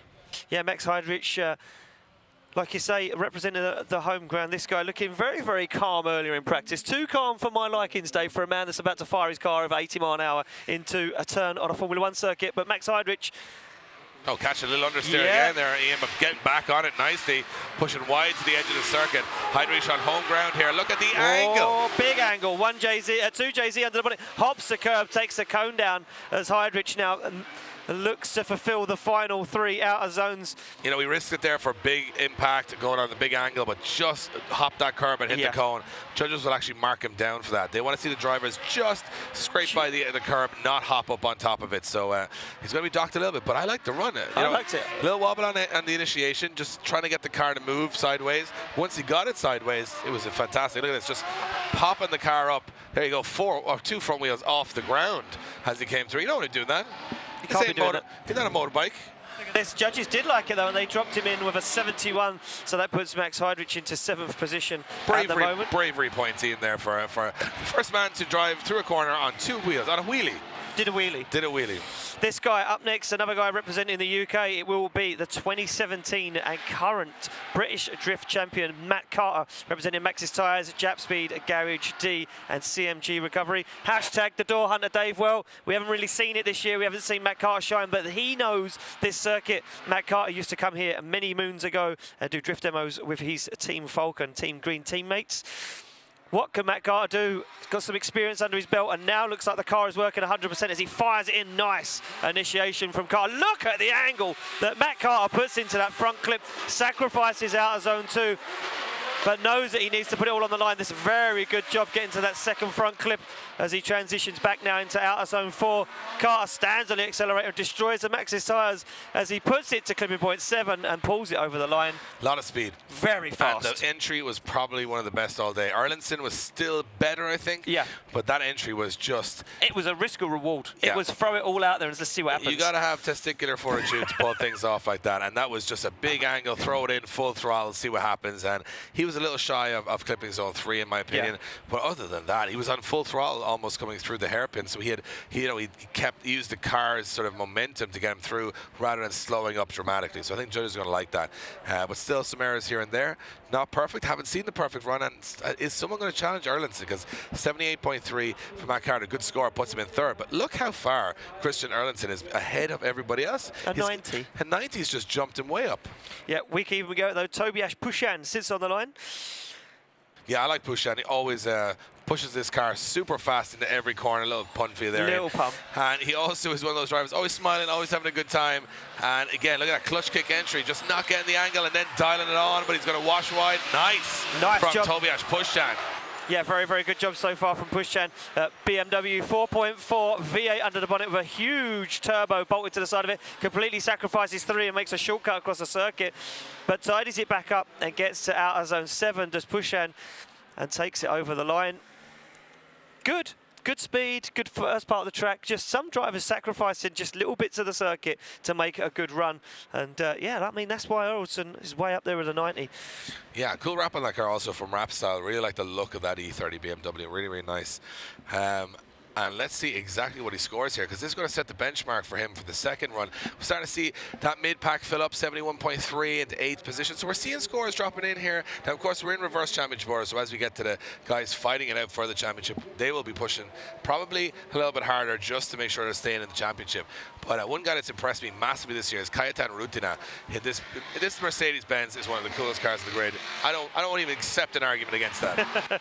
No, exactly that. And under the bonnet is a V8 supercharged AMG engine, as Kajetan Rutina took James Dean out of competition at this round last year.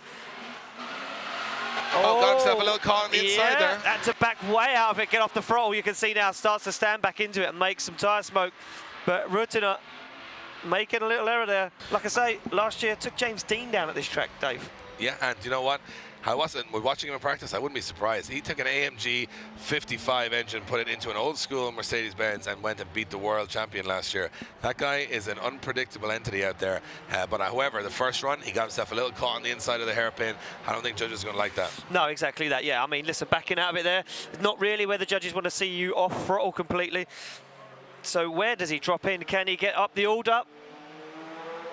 And look at this, Kajetan Rutina sits himself into second position with an 81.3 and breaks the 80s. That's what I was going to say. A lot of the judges looking at that technicality, the speed and fluidity everywhere else on the course, enough for him to get that. If he tidies up that one little error that I picked on quite a bit there, he will actually be right up there at the top. So that's what shows you. That's why this guy has that potential on this circuit. Next up, Michael Reichardt. Michael Reichardt is ready to take to the circuit. Another driver from the Czech Republic. Started drifting in 2013, and look at the entry from Michael Reichardt. There is no way he just pulled that off, and he does. Wow, look at that from Michael Reichardt as he fires that car. Can he slow it down? Oh, takes that, comes out that wall backwards through clipping point 2 there. That front clipping point 2 sacrifice 4. The impact that he is laying down is unbelievable as Michael Reichardt takes it across the line. There must be a chemical imbalance in this man's brain, because that was the most insane run I've seen today. It certainly won't impress the judges. You can't take down the outer clipping zones. You can't, crash into things. But from my perspective, I think, look at this initiation. Throws it one way, then the other, and look at the angle he's carrying here. Look, wow. Keeps it going, a little bit of front brake, but this is even more impressive. He goes wide, hits everything there is to hit, and then all of a sudden he's on backwards, and it's crazy. But then he's got to look, he's on the wrong line here, has to jump across the corner. But not so bad, though. I think judges are wondering, was it 2 wheels off the circuit? Was it a 0 when he went and hit those water barriers? Yeah, exactly that. So we await the score to drop in from our judges. I think you should get 408 because it was the craziest run. It's not possible, Dave. I'm sorry. Yeah, that's why I'm not in the judging seat. It's but not possible. I'm a man of pure delight when I see people pushing beyond the limits. Smoke, big angles, smashing stuff, wrecking their cars. Look at this. Is he off the circuit? I don't know. I don't think he is technically. I think the outside of that is the edge of the circuit. And look at this, a 75. So judges liking it enough for 5th position. So Michael Reichardt making a move in the championship. And he gets an extra 25 points for impressing me. So 100 points so out of 100. perfect run. Yep. Moving along for Benediktas Čirba. Benediktas in this, you can't mistake this bright yellow BMW. It's been in the mix and in every fight this year at every circuit. Benediktas, one of the most talented drivers on the grid, representing Lithuania. Just 24 years of age. Finished 3rd in the Lithuanian Championship last year. You're about to see why. This guy's a really talented driver. Yeah, this is unbelievable so far from Benediktas Čirba. This could challenge Christian Erlsson's run. Nice transition into 4. Can he pull it off and put it on nice angle as he gets into 7 and over the line? That is an unbelievable run there from Benediktas Čirba. Like you say, what? He's been in the fight all year. He's been in there. He's been in the mix. Every now and then he pops up. And he's always qualified well. Yeah, he's always been one of those guys, very consistent, gets the job done. And being consistent with this kind of a motorsport is very difficult. So is it enough to break into the 80s and start filling up those spaces? Yes, it is. 86.7 for Benediktas Čirba, puts him in the 2nd position. Christian Erlsson holds on for now, but the big score is starting to drop in. And one man that's put some big scores in at round 1 this year in Płocka, Poland was Enver Haskasap. Enver, who is one of the most improved drivers I've ever seen in the history of drifting in the last year. From North Cyprus, he is the man to watch right now. Yeah, this guy, like you say, impressed us no end, but massive error on initiation. Is there a problem with the car? Huge understeer as Haskasap takes it off track. huge problems with Haskasap's car. He cruises back across the circuit again. It's going to be a clear up for Haskasap's. We heard sort of a bang there. Now, what I was wondering what it was. Look at the understeer. I'm thinking he might have punctured the front tire. Watch when he comes back onto the circuit. Watch how hard it hits the curb here. I think this might have punctured the front tire on the car. Boom. And yeah, he's limping away from the circuit, and I'm not too sure if that front tire may be an issue. That would be a good spot by me, Ian. I've been around a while, and I think either a steering problem or he's broken something on the front end of the car, but it was just coming back on that curb. Oh, that does look like there's issues on the front end of that car, big time. Yeah, that's not looking good there. So yeah, we make it official. Enver Haskasap scores a 0 for his first qualifying run. Yeah, he's a 4-time North Cyprus champion. He'll recover from that. He'll come back out for his second run. I think he just couldn't get the car to move there. No, yeah, I'm not sure what happened. And it looked like it did it from the point that he went to initiate. You know, he flicked the car opposite in the centre of the track. And yeah, just kind of went wrong from there on out, really. So as we get our track marshals down there to clear up the circuit. Yeah, they're available during the week for your own house if you want a little bit of spring cleaning done. You can hire the guys from the Drift Masters track team. They do it in about 5 minutes. Your whole house. The whole house, yeah. Yeah, you can see it here. Just as the flames popping from the car, but he lost it just here. Look at the understeer. No control of the front end of the car. Oh, he did DB'd as well. I see a little puff of... Yeah, and a big impact with the you can't see anything. Just disappeared. Gone. Yeah, and this is the aftermath.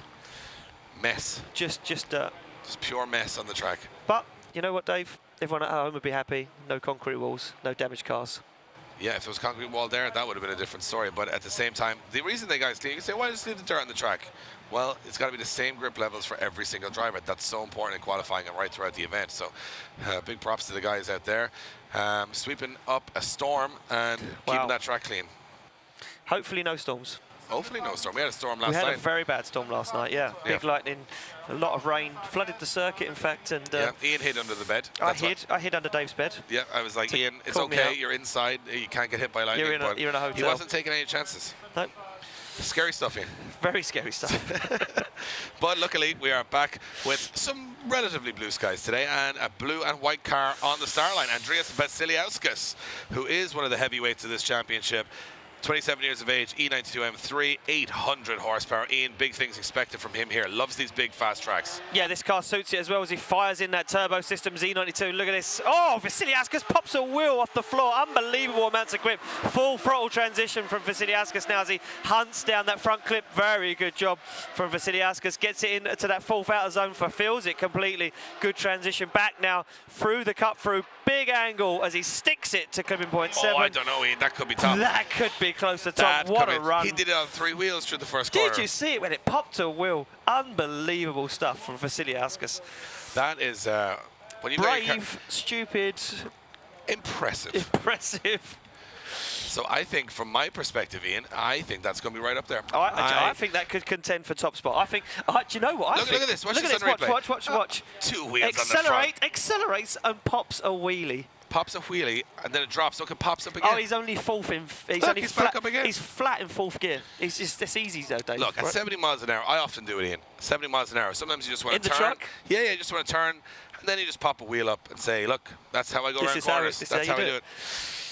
Just casual motorsport there. So one thing you got to bear in mind though is we're getting very excited because these are some phenomenal runs in qualifying. This is a very good qualifying session so far. What you got to think is James Dean. It's going to be the last car out. I think James Dean's got car problems. He's going to have to score over a 90. What's Vasiliauskas going to score, I think he may go top. I think and he does go top. And a 90.7 for Andreas Vasiliauskas. Sorry to correct you, he'd have to score over a 90.7. Now Andreas Vasiliauskas sets the target at that huge score. Very impressive. Very impressive stuff there. And, well, what's going to beat that? That's the question. Will Sebastian Fonten from the Netherlands have an answer? Well, he comes off the line. The Dutch champion in 2015, 650 horsepower, 2JZ under the bonnet. Look at that, locking up the front wheels. Fonten stands on this car, taking big damage in Turin just weeks ago. What has he got? as Fontaine looks absolutely dialed now. Look at these guys. Fontaine, whoa, almost takes the water barriers out very wide as he comes through the centre of the circuit. Sebastian Fontaine stands on the accelerator, takes it to clipping point 7 and across the line. That is a very good run there from our Dutch champion. A lot of style in that run. That is him though, isn't it? That's Sebastian I think that's Fontaine. the way he is. I think he's just an entertaining driver to watch, and I think every time he goes out there and he's confident, you get runs like that, which are technically very good runs and lots of angle, lots of smoke. And you know what? I'm starting to think that maybe tomorrow's main event might just be insane, because these guys are going to do this door on door at over 70, 80 miles an hour. Look at this, an 86 from Sebastian Fontaine, putting himself into 4th position. Ian, the scores are coming in hot and heavy right now. I mean, listen, that's a 4th place score, 86. They are high. We move it along to the Acorn Insurance driver, Nigel Colfer, representing SB Motorsport, ST Suspension. As Colfer won this round last year, what has he got? He throws it a big angle. The Irishman, with a whole host of podiums under his belt in Europe, stands on the accelerator and powers this 2JZ S13 across the centre of the circuit as Nigel Colfer absolutely nails it. Look at this from Nigel Colfer. It's a big run. I mean, he had a little bit of a wobble coming into that first corner. Other than that, it was very, very good. Had to go, of course, a man that's been competing for over 12 years in Ireland and Europe and has over 50 podiums to his name. So he's got the experience, but will he get the score from the judges to justify him getting right up into the top 5 in the qualifying session? I honestly don't know what these guys got to do more to get higher than 91. I don't know. Is it out there? I don't even know. Well, let's find out what Nigel Colfer scores as the score drops in from our judges.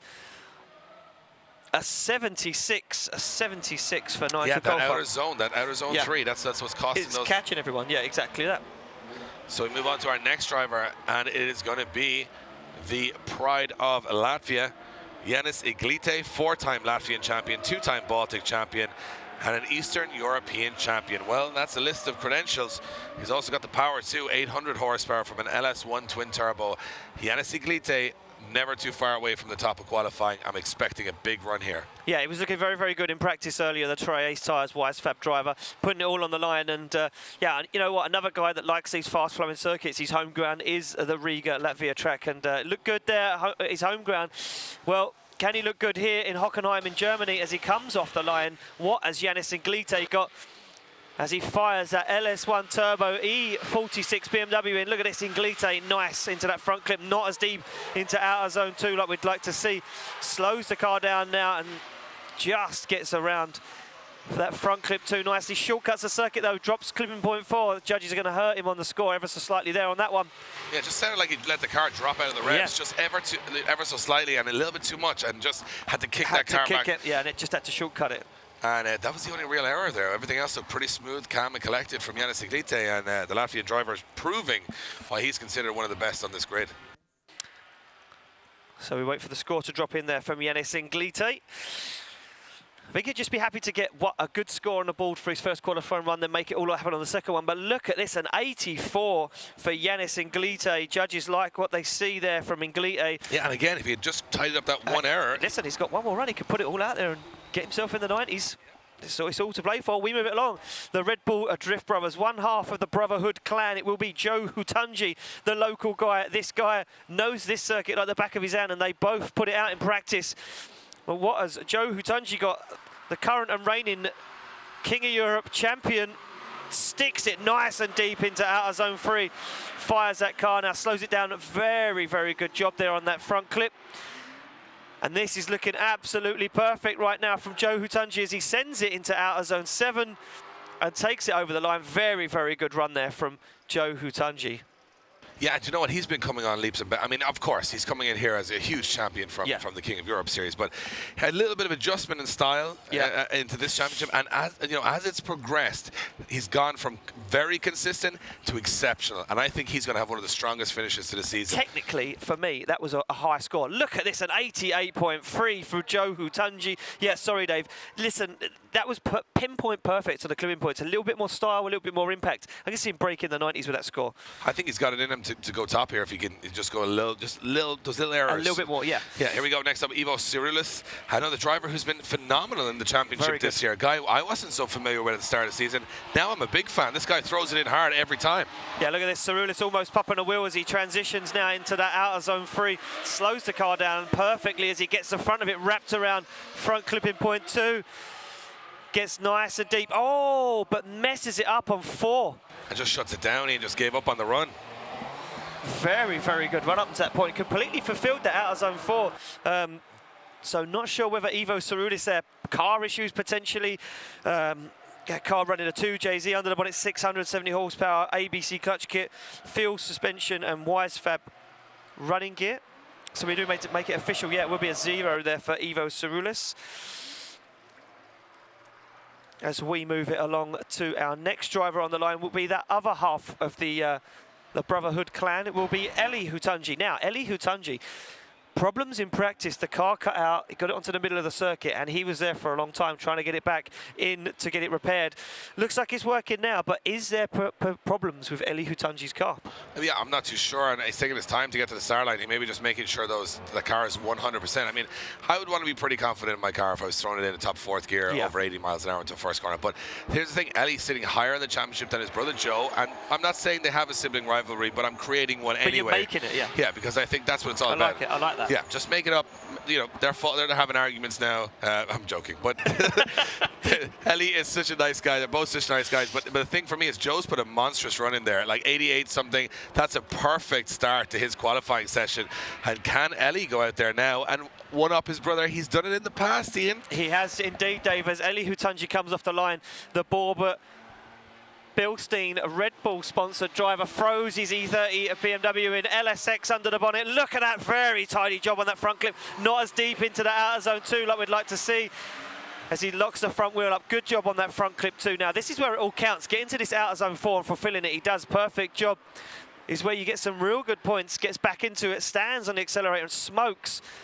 Oh, I don't know. The tyres, that's a very good run there. I think Joe Hutunji's under pressure now. Yeah, I think definitely. that's another big score. Those Red Bull Drift Brothers, man, they go incredibly hard. And of course, now they're here in this circuit. Yeah. You know, they took Daniel Ricciardo and Max Verstappen for laps of this circuit just a couple of weeks ago at the Formula 1. So they've a little bit of extra, just, you know, knowledge on the surface. A little bit more seat time, yeah. Let's see if it counts for anything here as Eli Hutunji lets his score drop in from the judges, 85.3. On this occasion, Joe Hutunji, just in the first half of qualifying. Not a lot in it, though. Going to be some smiles all around in their camp as we move along to our next driver. It is Jack Shanahan, the current Irish drift champion, saying he's liking this track this morning. Those Tri-Ace tires working really, really well on the Link engine management S14. Let's see how he does here in qualifying. Yeah, as he fires it in. Look at that nice angle from Shanahan. Oh, a little wobble on the steering wheel, but he gets back into it, almost popping the front wheel off. Nice and deep into outer zone 2. Slows the car down now as he looks for that front clip, but he's way off, carrying miles too much speed. He manages to stand back on it and get it into outer zone 4, but he's lost a lot of points there, Dave, completely missing that front clip. Yeah, I mean, we all know Jack Shanahan is capable of a 100-point run here. I think just pushing a little too hard to the center section. Tried to go for the big angle into that hairpin, but just carried too much speed, and it just messed up his line a little bit there. So judge is going to hurt him a little bit on that, but never count Jack Shanahan out of a qualifying session. He'll always throw it in a little bit harder than everyone else, find his feet, and put a good score on the board. So let's see if he can salvage anything from that first run. Yeah, as the scores drop in there for Jack Shanahan, where does he end up in qualifying after his first run? It will be a 75 in 12th position for Jack Shanahan. Not bad, not bad. No, something to work with. You know, it's a good score, and like you say, Jack Shanahan's going to come hard on the next one. We move it along to this guy, David Karkoshik. Again, this car looking immaculate. How he does it, Dave, I don't know. How this is not the same car that left Poland. Because it's complete. The one in Poland was in 55 bits. And this is all perfect again. Incredible commitment to looking like one of the coolest guys on the grid, but also his driving ability. Wow, he's absolutely hammering the throttle here. Yeah, sacrificing that outer zone 2, though. And look at that, completely drops that second front clip. He needs to get back into it. Fulfills out of zone 4 now as Karkoshik gets back into it. He's very quick, but making a whole host of errors. I think for me, the initiation drop in the wheel kind of upset him. Yeah, but it sounded like he ran out of gearing. I mean, it sounded like the car has the power. He was just it was just full throttle, and it wasn't really creating the wheel speed he wanted, so it hurt him a little bit there. But again, I mean, we're being so critical of guys doing incredible things in vehicles right now. This is the level where it's at, and this is what we say. We are we too harsh, Ian? No, maybe we're not. No. I think you're Not too in my harsh. book. You're too harsh. I'm liking everything. You're just way too harsh. You're like the bad. We'll have like a good cop, bad cop thing going on here. Like the Simon Cowell. Yep, that's who you are. I hate everything, you like everything. Yeah, I love it. I love it all. Is it good enough to get into the 90s and make James Dean's job really hard? Look at this, a 65.3. Not that good, Dave. Like I said, it wasn't a great run. No. And on this occasion, you may have been correct. So Eddie's on the line, and we're just going to have a quick catch up with Eddie Power on the ground. What's the feeling like there on the start line, Eddie? Dave, Ian, I'm down here at the gridding area, and at the moment you can see behind me fifth and sixth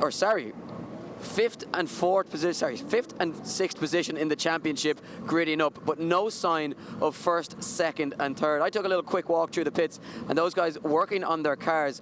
Is this championship about to be blown wide open right here in qualifying? We're about to find out in a few moments' time as things are getting really tense down here at Hockenheim. No sign of our championship leaders at the moment. Wow. Eddie Power saying the top 3 in the championship not even on the grid because they're in working on their cars. Well, I mean, we haven't got many drivers left, Dave. We've got about 5 drivers, and then we will be at them. Yeah. We start getting through the order now, and the top guys in the championship. First up is Krzysztof Romanowski. I still can't believe this car is back in one piece after an incredibly big smash with the wall in pole. He had one of the biggest impacts of the weekend. In fact, 2 of the biggest impacts with the same wall. And look, he's back here looking brand new and driving like a man possessed. Impressive stuff from Krzysztof Romanowski. Remember taking that incredible podium at Riga earlier in the year. A man definitely capable of sneaking up in the championship into those top 3 positions if our top 3 in the championship are having troubles. Also, very nice guy, always smiling, like Krzysztof's. He's currently 11th, Dave, in the championship. Do you know that? Krzysztof Romanowski is just outside that top 10 at championship. Really? Where does he score? Oh, and the judge is talking about this one. It was a very good run technically, just lacked a little bit of impact. I was just thinking in my head privately, but now I'm going to share it publicly, that if this standard of driver, Krzysztof Romanowski, I consider one of the best drivers in Europe, is in 11th in this championship, goes to show the quality of driving here is insane. So where does Krzysztof Romanowski land after his first qualifying run? A 70.3, a 70.3 puts him into 21st position. Yeah, work to do there, Ian, and a guy that's looking for another bit of form is Tor Arne Kavia from Norway. This guy is in the top 10 of the championship right now, and one of the most entertaining drivers on the grid. I call him the Norwegian sledgehammer because he goes harder than anybody else I've seen on this grid, but is it going to pay off in his favor here as he throws it in extremely hard into that first corner? Well, as he fires it in, Kavia, a little bit of understeer, but he gets back into it, sacrifices out of zone 2, a big angle for, and sacrifices 3. Kavia needs to be careful now. He's making a few errors. Is Tor Arne Kavia gets nice and deep into out of zone 5, as he transitions back. Yeah, and he's across the line. I mean, I love his style. I think he really comes alive in the twin battles. Remember, this is just qualifying. If you're tuning in and you've never watched drifting before, this is the boring part of the show, where we send 2 cars head-to-head. Tomorrow is the main event, but to make that main event, you've got to put in those single runs. And Kavia, I think he's leaving himself some work to do here in the second. Yeah, he certainly is. So where does Kavia land after his first qualifying run? Kavia, remember, off round 1, finished 3rd on the podium. And Kavia needing a very, very good round. A 73.7 puts Kavia into 16th position so far. So mid-pack score there for Tor Arne Kavia. 73.7 is the middle of the board at the moment. And he'll be disappointed with that. Yeah, he'll not be happy with that. So here's one of my favorite cars on the grid. Now, let me tell you something. Tell me, Ian. I watched him earlier in practice, and he didn't look good at all. Really? The man that finished second at the last round? The man that finished second at Turin just 2 weeks ago, Pavel Trela, didn't look comfortable as he fires in that little Opel GT to JZ under the bonnet, completely misses that front clip one as he transitions back. Oh, he's overcooked it. Wow.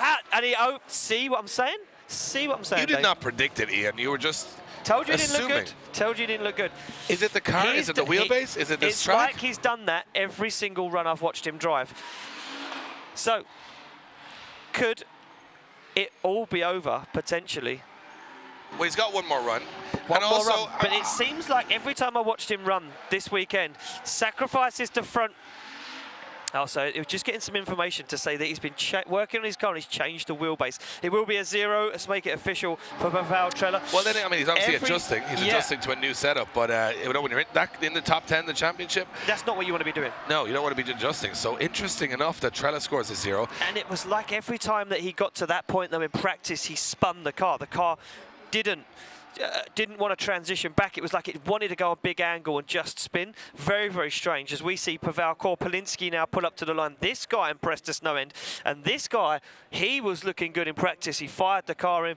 Very, very confident stuff from Korpelinski. And one of the guys you were picking out in yeah, top qualifying. I said, you know what, I think he's up there this weekend as Korpelinski comes off the line. The Polish driver, 1M BMW 2JZ, fires it in nice and deep. Look at this very tidy line so far through that first clip. Nice and deep into outer zone 3. He looks really at home here on this circuit. Look at this. Yeah, Korpelinski gets it in outer zone 5. I keep saying it's 4, it's 5. I'm getting confused. A nice finish, and of course, Ian, Matt's not your strong point. And you know what? I'm going to go out on a limb and say he has been the most impressive driver this season in this championship. Mostly to me, because I wasn't too aware of his previous record.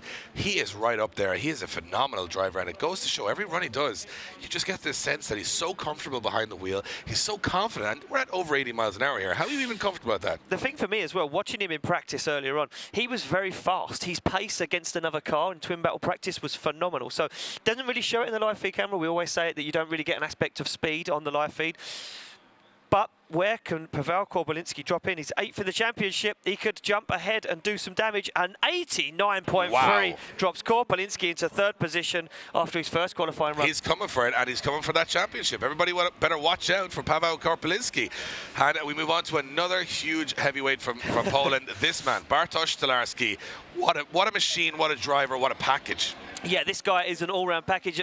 Polish OG driver. He's been around for a very long time. What has Stolarski got as he fires in the LS2 turbo, 1100 horsepower S14. Did you say 1100 horsepower? Yep, just 1100 horsepower. Oh, messes up the line as he comes through that second clip. Sorry, gets nice into the outer zone, transitions through the middle of the circuit. Maybe not as confident as we've seen him on some runs in the past. Yeah. But again, it's only, you know, it's the first qualifying run. You can do the second run and just pretend this never happens, because that's what drifting's all about. You got 2 runs, it's your best run that counts. So if you're going to do it, you may as well do it, put a comfortable score on the first run. And even at the last run, remember, he qualified 32nd in Turin and went through the pack. Yeah. He's been struggling a little bit with qualifying towards the latter parts of this championship, and he'll hope to rectify that in the second run. I don't think this is going to set the scoreboard alight, but it's a solid score, and that's important. It certainly is. So where does Bartosz Stolarski land? And look at this, a 74.3. Right in the mid-pack, Ian. Drops him in the middle. That's good for him. And he knows, you know, it's a comfortable place to be to attack the second run. Speaking of men that are always on the attack, it is the youngster and the current and reigning defending Drift Masters European champion, Adam Zalewski. Had a big hit with the wall in Turin at round 4 in his home event, and he comes in here very, very hot. Yeah, very fast is Adam Zalewski, the Zestino's driver. 2JZ under the bonnet of this BMW E30 as he stands on the accelerator, gets it around that second front clip and fulfills outer zone 4, looking nice and tidy so far from Zalewski as he takes it over the line. A very confident drive there from the 2017 reigning Drift Masters European champion. And just to shake things up a little bit, we're getting word from the pit that Paweł Borkowski will not make his first qualifying run, meaning the championship is getting blown open right away. 3rd place in the championship, not making his first qualifying run, having issues with the car. And Zalewski now looking, he can smell the blood in the water here. He's trying to jump up that order. Started poorly in the season, broke 8 rear drive shafts in this car. I mean, that's all the drive shafts there is in Poland, so he just couldn't get any more, and he had no points to start with. Now look at him, he's right back up in the mix. Yeah, I mean, listen, is sitting way up the order at the moment in sixth place. Where can he do in qualifying as he drops into third place with an 89.7, just not breaking the 90s just yet for Adam Zalewski. And you know what? An 89.7, not enough to break into the top two. That is incredible. Yeah, that's incredible stuff. As we move it along to Juha Poitalaxko, the Finnish driver, Finnish champion and current and reigning Drift GP champion, comes off the line. Yeah, sitting fifth in the championship right now. Time to make the attack for the last 2 rounds. And Poitalaxko looks poised and ready to dominate this Hockenheim. Oh, a little bit wide though, Ian. A little bit wide on that inner clip, just when it looked like it was all coming together, made that error. Yeah, look, for me, it was a very, very good run up to that point, but he's still holding it together as he takes it to the outer zone 7 across the line. As Poitalaxko, yeah, listen, for me, if he wouldn't have dropped that clip, that would have been a very good run. That could have been the top 3, for sure. He had it all right up until the hairpin. Right. He was very deep into the outer zone 3 as well. He even knocked over a barrier. I mean, we've not seen many guys that have been that deep into that so far. Yeah, well, let's see what Poitalaxko can do. And you know what? He has all the horsepower at his disposal. 80.7 puts him into 11th position right now. Impressive stuff, even with the error. So looking poised and ready for the battles tomorrow. Conor Shanahan now sits on the line. Won the first round, but hasn't had the fortune since. A lot of bumps, a lot of bangs, a lot of broken rear ends, and a lot of crashes. But right now, he still sits in the business end of the championship. Let's see what he can get done here. Of course, just 15 years of age. Oh, and a big error straight away, and it shuts the car down. Yeah, he had a massive off in practice. Photographer actually showed me a photo of Conor Shanahan's car with the 2 front wheels in the air as he was on the grass. Wow. And the car did the same thing again. He fired it in, it shut down and sent him onto the grass. So problems there for Shanahan. We need to make that official. Currently sitting 5th in the championship. So top 5 driver. Currently scoring a 0. I'm actually going to correct you there, Ian. Currently sitting 4th in the championship. 4th, my bad, so my the mistake. The 4th place driver in the championship does not score on his first run. The third place driver will not make his run. And right now, we see James Dean and Gregor Shipke making it to the circuit. So we will have our 1 and 2 in the championship making it into qualifying. And those 2 guys have been the guys to watch all year. It's been a dogfight between these 2 guys all year. It seems like we get to the final and it's Gregor Shipke versus James Dean, and unfortunately we see him battle earlier on in Turin. You know what I love about this battle? 2 completely different chassis, 2 completely different driving styles, and 2 completely different backgrounds in the sport, but able to go toe-to-toe at every round. And again, Hipke will have a little look across at James Dean and say, this ain't over yet, buddy. And Hipke likes these fast circuits. He loves them. Yeah, he certainly does. So Hipke pulls to the line. He knows he needs to pull it all out of the bag here. He's looking very, very fast in practice. One of the fastest guys around the circuit. We know James Dean hasn't had a lot of practice off the line. 2nd place in the championship right now from Poland is Gregor Shipke. What can he do? It's time to make a statement. If he's going to make one, he's got to make it now. Look at this, pops a wheel up, very nice line as he gets through that first front clip. Very, very fast, it's back on the accelerator nice and lady, but he's very wide on that 2nd front clip. That's going to hurt his score massively as Hipke stands back on the accelerator and comes through the centre of the circuit now. He transitions into the 2 final outer zones, and Hipke across the line already. Yeah, it's not the perfect start to the qualifying session for him. He always says this, so I had a conversation with him after. I'm not going to say where it was at the after party. He was basically saying that he's not a big man for qualifying very well. He says when he comes alive, it's the battles. When he's door on door, that's when he feels the vibe and gets the adrenaline. So he just wants to get to those battles. And just on another note, wouldn't be the worst thing in the world for Gregor Shipke to finish a little bit down the order here in qualifying to give himself an easier ride. To maybe meet James Dean a little earlier in the competition to get those points back in the championship. Just saying, it's not a tactic, but it could work in his favour. So where does he land? And he does land mid-pack, Dave, bang in the middle, 15th position for Gregor Shipke with a 75.7. So he's done what he set out to do, and you know what? Sometimes get a bit of an easier run when the middle of the pack. You're battling guys at a similar pace to you, similar consistencies. Well, we move it along to this guy on the line. Current and reigning Formula Drift champion, Budmat Worthhouse Falcon tyre sponsor, James Dean fires his teal and blue S14 in, and look at this as Dean stands on the accelerator nice and deep into that 2nd zone, fires it almost backwards into 3. He's a bit shy though, gets that 2nd front clip, and what has Dean got? Gets it nice into that outer zone, transitions through the middle of the circuit, back on the accelerator again as Dean absolutely nails the line, but is it enough to top qualifying as James Dean, current Formula Drift, a reigning champion and current points leader. You know what? He pulled almost a backwards initiation into the second corner. For me, technically, that could go top. That's a big score. You know, the judges are going to go out there and try and criticize, but for me, if you look at all those scores back to back, technically he was where he needed to be. Was it on the edge? Maybe not. But I mean, I think they probably will look at Erlandsson's run now and say, you know, he had big angle, big smoke. It was incredible. That scored up. A lot of these guys right now, putting it up to these guys at the top end of the sport, like James Dean. So he's not going to have an easy ride here of getting to top of qualifying. But I do think, from watching the run and watching all those previous runs, he did enough, in my opinion, to get himself right up into the mix, into the conversation at least at the top, if not take it. Yeah, I definitely think he'd be up in the top 5, that's for sure. Don't know if it's enough to top Erlandson, but I could be wrong. I've been wrong in the past numerous times. Just a couple of things for me that Dean, you know, he didn't get all the way out to some of the zones. Where does James Dean land after his first qualifying run, the current points leader? Yeah, let's see where it drops in at 90. So he goes into the second position. That's a big run from James Dean. Perfect for what he needs in the championship. But I got to say, as half of qualifying is now finished, Christian Erlandsson is the man to watch right now as he scores a huge run as first. And right now, from my perspective, we are in for a huge second half of qualifying in a couple of moments' time. I think they now have a baseline set. The benchmark is set. They're going to push a lot harder in the second half of qualifying, which is coming up in just a few moments' time. You can't go anywhere. The excitement here in Hockenheim is just too much to take.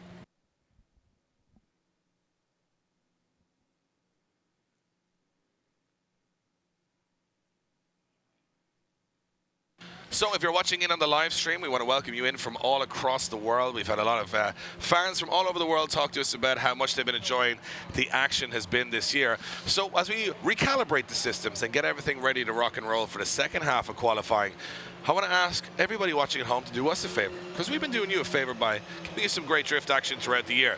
We want you guys to share it out. Let everybody know what's going down in Hockenheim. We've just taken over a Formula 1 circuit, Ian. That's what we did. Yeah. And we're bringing some crazy drift guys from 22 nations to a Formula 1 circuit. This place was beautiful when we started. Painted, all those curbs were just beautifully, you know, white and green. Not anymore. Now, they're kind of ruined in black marks. But if you're watching on, we want you to let us know if you're enjoying the action. Also, who are you supporting? What driver are you supporting? What country are you watching in for? Let us know. We want to interact. We want to talk to you guys. We want to see where you're watching. Where's the biggest fan base for the Drift Masters European Championship? Where are you guys from? Who are you supporting? What's your favorite driver? And if you're watching it from an unusual place, let us know. We want to see those comments fly up. We want you guys to hit that share and like button to make sure everybody knows what's about to go down at the bottom of your page. If you're watching online on Facebook, hit the share button, put it onto your Facebook page, let everybody know it's about to go down in Germany this weekend. Of course, this is just a qualifying session. And the scoreboard a little bit mixed up. The guys in third and fourth in the championship, Pavel Brokowski and Connor Shannon, not scoring in the first half of qualifying. That's the big story. And Christian Erlandsson, for me, just pulling out an amazing run on that first run. Crazy stuff. Yeah, I mean, listen, I did say that at the beginning of this weekend that people needed to start making moves and you know, putting it all out there and doing whatever they could do to put big scores out, you know, and make a move in the championship. And I think we've seen it this weekend. A lot of guys gel into this fast circuit, really laying it all out there. And yeah, I mean, for me, Christian Erlandsson really shining, you know, like he said, he likes those fast circuits. And he listen, for James Dean to drop down second place in qualifying, he's not going to be happy about that, Dave. He's not a fan of second place. No, he's not. He's a man that cries sometimes when he's in second place. So he's going to be upset. He'll be consoled. Angry. He'll be throwing things around the pits. He'll be, you know, toys out the pram. Yeah. And he's saying, well, I'm going to go out there and do first. But I got to mention, he is on a mismatched clutch, which he said is made of spare parts. He's waiting on that new clutch for tomorrow for the battles. So he'll be happy that he now has secured himself a place in the battles tomorrow, I would imagine, with that score. And therefore, well, let's be honest, he's actually done half the work. He's going into the battles tomorrow, stayed in the fight for the championship, and he can take a little breather now and have some fun on the second run. A lot of drivers, though, we got to remember, half of the grid are now outside of that top 32. They have to now improve their score. They've got one chance to do it. They're not going to get another. All that driving and traveling and preparing to get here in Germany, it all comes down to their next run. So second half of qualifying is going to be intense, but also a lot of pressure for those guys who didn't perform in the first half. I'm looking forward to seeing exactly what goes down.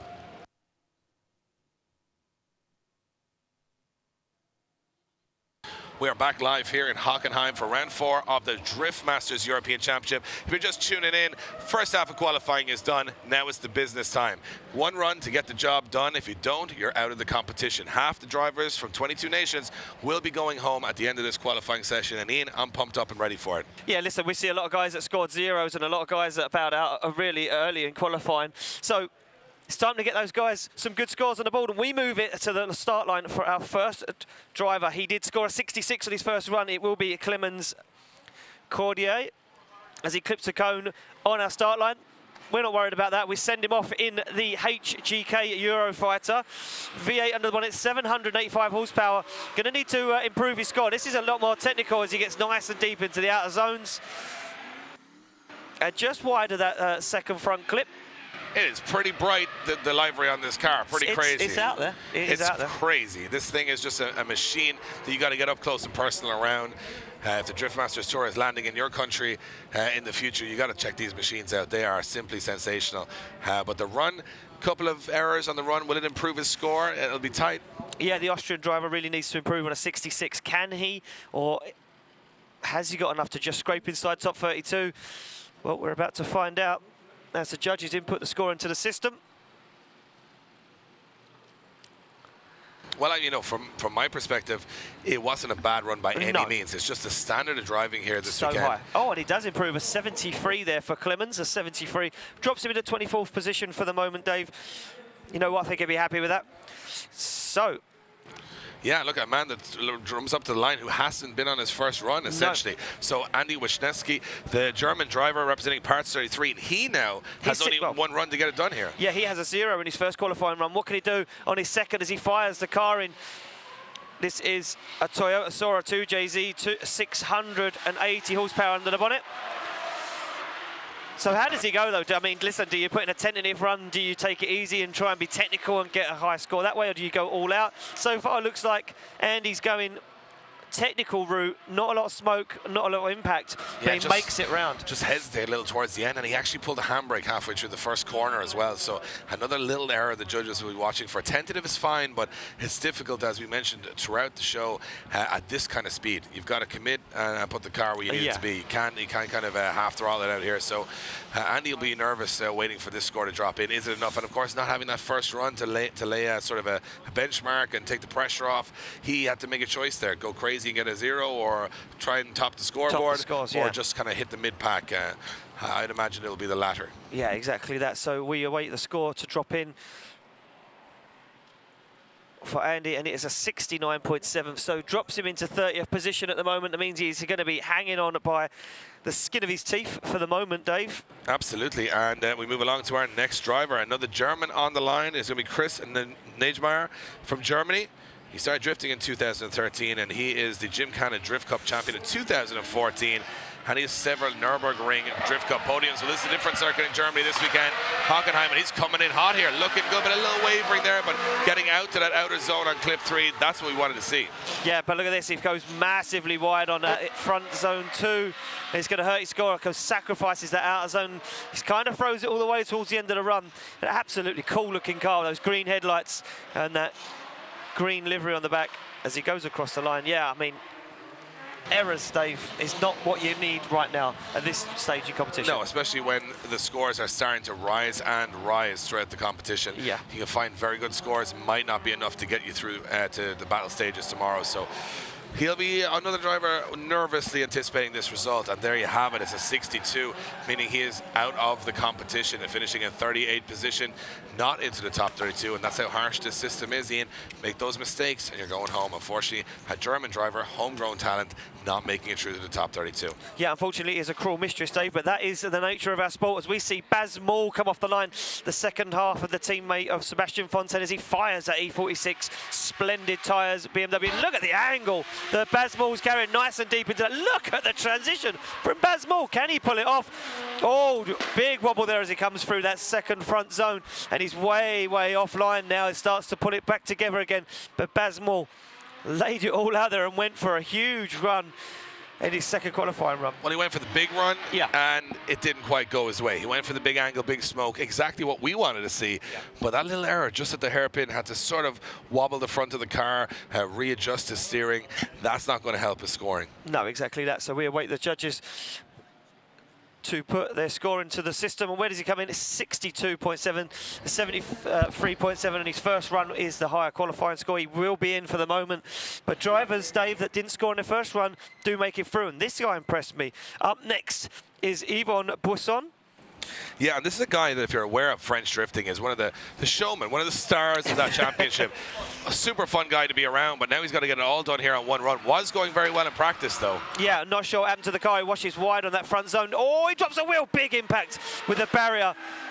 And, yeah, completely upsets his line. He tries to get going, but has he DB'd a tyre? And he certainly has, Dave. Yeah, something is not right there. He's trying to struggle through. You can see that. Yes, DB'd it massive. That rim, no tyre whatsoever left there. And, wow, what an unfortunate set of circumstances for this driver, as he now not only does not get his first run, but makes big impact on his second. And, Ian, it is going to be a little too late for the French driver. As look at this, comes off. That's where I think it DBs. Yeah, look, bang.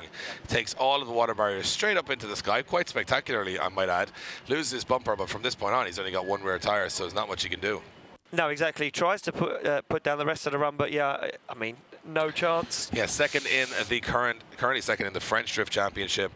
Bousson, though, does not score on his second run, I'd imagine, shutting it down before the finish line, meaning a 0-0, and another driver exiting the competition right here on Friday.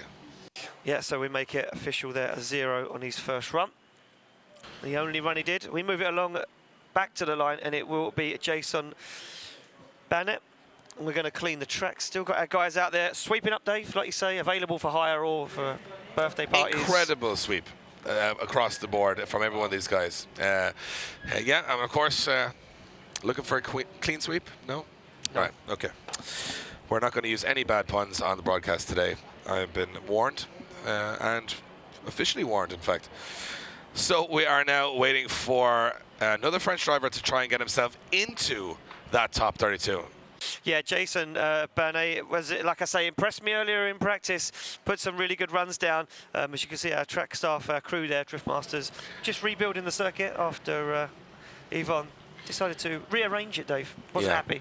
Didn't like that. Absolutely no consideration for the water barriers. Those poor water barriers just standing out there enjoying the show, decimated, just thrown into the sky.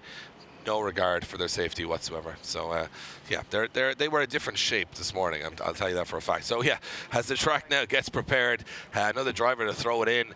And you know what? The French not making a big impact this weekend. They want to, champion one of their drivers up the scoreboard here. And will it be Banet to do it? I mean, listen, like I say, very, very impressive in practice earlier on. Can he pull it out of the bag now for qualifying? He sits patiently on the line and waiting to get the all clear, as we just removed the last few bits of debris on the circuit. He's had 2 podiums in the French Drift Championship, so he's a rising star, just 20 years of age. I really like this car. I mean, I think that 1 Series, So the 1M, clean. Look at looks just, it's a road car, really, when you think about it. If that was your road car, you would be polishing that every day and washing it. He says, no, I'm going to bring it to Germany and throw it into a corner at over 80 miles an hour. That's what you do when you've got a nice BMW. And, of course, bringing BMWs back to their homeland also. Let's see if a BMW can get to the top of qualifying as Banet throws it into that first corner. Nice angle through the first corner. A lot of style in his driving.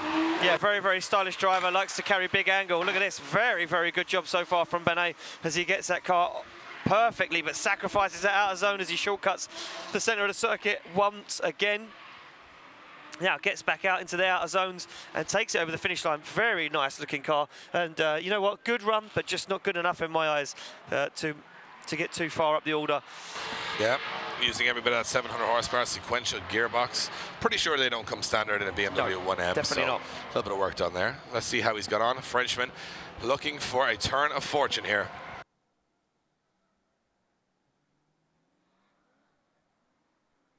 So scores dropping for Jason Banet. And an 80.7. Wow. How wrong was I? Yep, you have no idea what you're talking Not about, a Ian. clue. Not I a would clue. say this might be the last broadcast you're ever doing here at the Drift Masters European Championship with assumptions like that, because that was Amazing run from Jason Banney, according to the judges. You know what? I saw some errors there too. It goes to show if he had tidied those up, he would have really been challenging. He would have been challenging right for the top. So moving along to our next driver, Gary Galopin.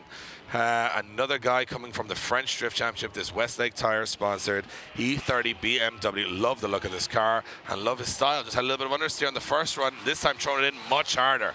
Yeah, look at this, carrying a lot more speed this time, gets the car dialed, not as wide out into the outer zone as what we'd liked, but seems to be working it well. He's carrying a lot of speed, very tidy job on that second front clipping point. And a good line now as he fulfills the outer zone. Judge is going to be ruled in this. Maybe he had a boost problem before or power issue, because look at the smoke that car is now producing. You could be right. It did not look like it had that horsepower in the first run, and it looks like he's tidied it up nicely for the second. As you mentioned, missing one of those outer zones. Is that enough to knock him down? The order could be. What I really like about this track, though, is the flow through the circuit. Yeah. And I'm really looking forward to seeing these guys go door to door tomorrow. When it's really on the line, when you've got to get close, it's a risky track to get close on, especially with guys decelerating so much in front of you throughout certain sections of the course. I think we're going to have some really highlight reel moments tomorrow. 72 puts him in the 27th position, and Gary, he'll be happy with that. And a French driver jumping into that top 32 as the French invasion here has mixed results, but one man that will definitely be flying the flag this weekend is the head of the French Drift Championship, or Championnat de France as it's called. Terrible my knowledge of French, but it is Jérôme Vassia. Jérôme, he's coming in hot here. He knows he's missed a couple of outer clips on the first run, and he's really tidying those up now. Yeah, he's going to really want to pull it all out of the bag now and put in a good run for the French and do the French proud in the championship as he gets those outer zones fully fulfilled. Transitions for the middle of the track. Nice tidy line from Vassia as he makes his way out to outer zone 7 and takes it over the line. I think tidy was the correct terminology would be the right word. Yeah, thank you, Ian. For that run, as it is a very solid run. I think he's been thinking, you know what, get myself into the 70s, high 70s, a couple of zeros out there on the board. Let's see if we can get ourselves in the mix. And of course, this is not his preferred choice of chassis for this weekend. So if he got into the top 32, he would be absolutely ecstatic with that. Yeah. So scores a drop in for Jérôme Vassia, and look at this, a 67.7 on his second, but his first run being enough to get him into 30th position in qualifying. He's got a long wait, you know. We've got a few drivers to get through and a few zeros yet to fulfill as we go back to the line to this guy in this quirky little car, Dave. Quirky is a good word. Also, my favorite is another, because anything that's this crazy, you got to sort of respect. It sounds though like he's very much out of gearing on this car as he comes into that first corner, but once he gets the momentum up, it starts to make some moves. This 2002 1974 BMW, wow, big angle there. He's got way out of shape and he's sort of off that correct line. It's a little bit of wavering here. It's probably not what the judges want to see. No, fell apart as he come into that second front zone. Looked like he was carrying miles too much speed and started all going all wrong for Philipp Jäger as he makes his way through the finish line. But cool points. Cool points, 100 at least. Million. 100 million. 100 million. Well, yeah, 100 million. 100 million. I'm stamping it in. Do you know what? The rarity for me is a BMW 2002 compact. Like, I don't even know where you'd even find one of those. A 61 in his second qualifying run puts him in 40th position. Unfortunately, not enough to see Philipp Jäger in the competition tomorrow. So, unfortunately, the end of seeing that car, Dave. But what a great thing to see it out there ripping. On the track. Absolutely ripping. I loved it. And now to another BMW classic-shaped E30. This time, though, it is driven by Romanian driver Kiritin, and it is sponsored by Monster Energy. And this is a different chassis than we saw him in Riga, so he's adjusting to this E30 BMW just as well. Yeah, I think this is his normal car. I think the 180SX we see him in Riga was a borrowed car. And look at the smoke. And they'll dry his tyres at the back end of Kaelin's car as Kaelin Siorten, oh wow, completely overshoots that second zone. Big wobble there as he comes into that outer zone, transitions out through the centre of the circuit as Siorten pedals that car across the line. Impact and style 100%, but just not technically right for what the judges want asking. No, and I think if you watch that inner clip, so heavily weighed in terms of points scored, you've got to be there. You've got to be within touching distance. And I think it's because the amount of talent, skill it requires to slow the car down enough to then pick the speed back up again. So that's going to hurt his score. Yeah, a 65 drops Kaelin right in the middle of the pack in 14th position with his first run, and 80.3. And 80.3 is just 14th position. Wow, scores are really creeping up here. Up next, Sergei Kremitz. You can see the damage to that door. Not having the best first run. He needs to make it all count now as he comes off the line. Yeah, the current Ukrainian champion's got to get the job done here, and he's coming in extremely hot, dropping it over the curbs at over 80 miles an hour into that first corner, and absolutely standing on the throttle as he tries to slow it down now to get it. Look at that, nice and close, that inner clip, that inner cone is where they're trying to get the front end of the car, then the rear end of the car to these outer water barriers on the edge of the circuit without dropping wheels, and a good job, better job for sure, from Sergei Kremitz on the second run. Yeah, Kremitz scored a 55 on his first run, so it's definitely going to be an improvement. And such another really rare, interesting chassis we're seeing, you know, creep out of all the woodwork across the nations of Europe. Some amazing, you'll never see in any other motorsports, such a variety of vehicles and setups. That's what makes it so interesting, how they all have the same challenge with so many different tools. That's incredible. Exactly, so I think this could be right up the order here for Sergei Kremitz. Yeah, 83.7 puts him into 11th position. And the Ukrainian driver, the pride of the Ukraine, doing a great job there. Yeah, definitely that. Like I say, the pride of Ukraine doing a good job, and good to see Kremitz inside the order. Up next is Kane Pisani. Kane Pisani scored a 0 on his first run, spun on that slightly elevated section through the centre of the track. Now, can he keep his cool and put in a good qualifying run? The Maltese champion of Gymkhana needs to make it work for him now as he pedals his 780 horsepower Toyota Supra. And check this out as the Supra goes through the... it takes the cone down. And you know what? He's dragging a cone with him right now as he comes through.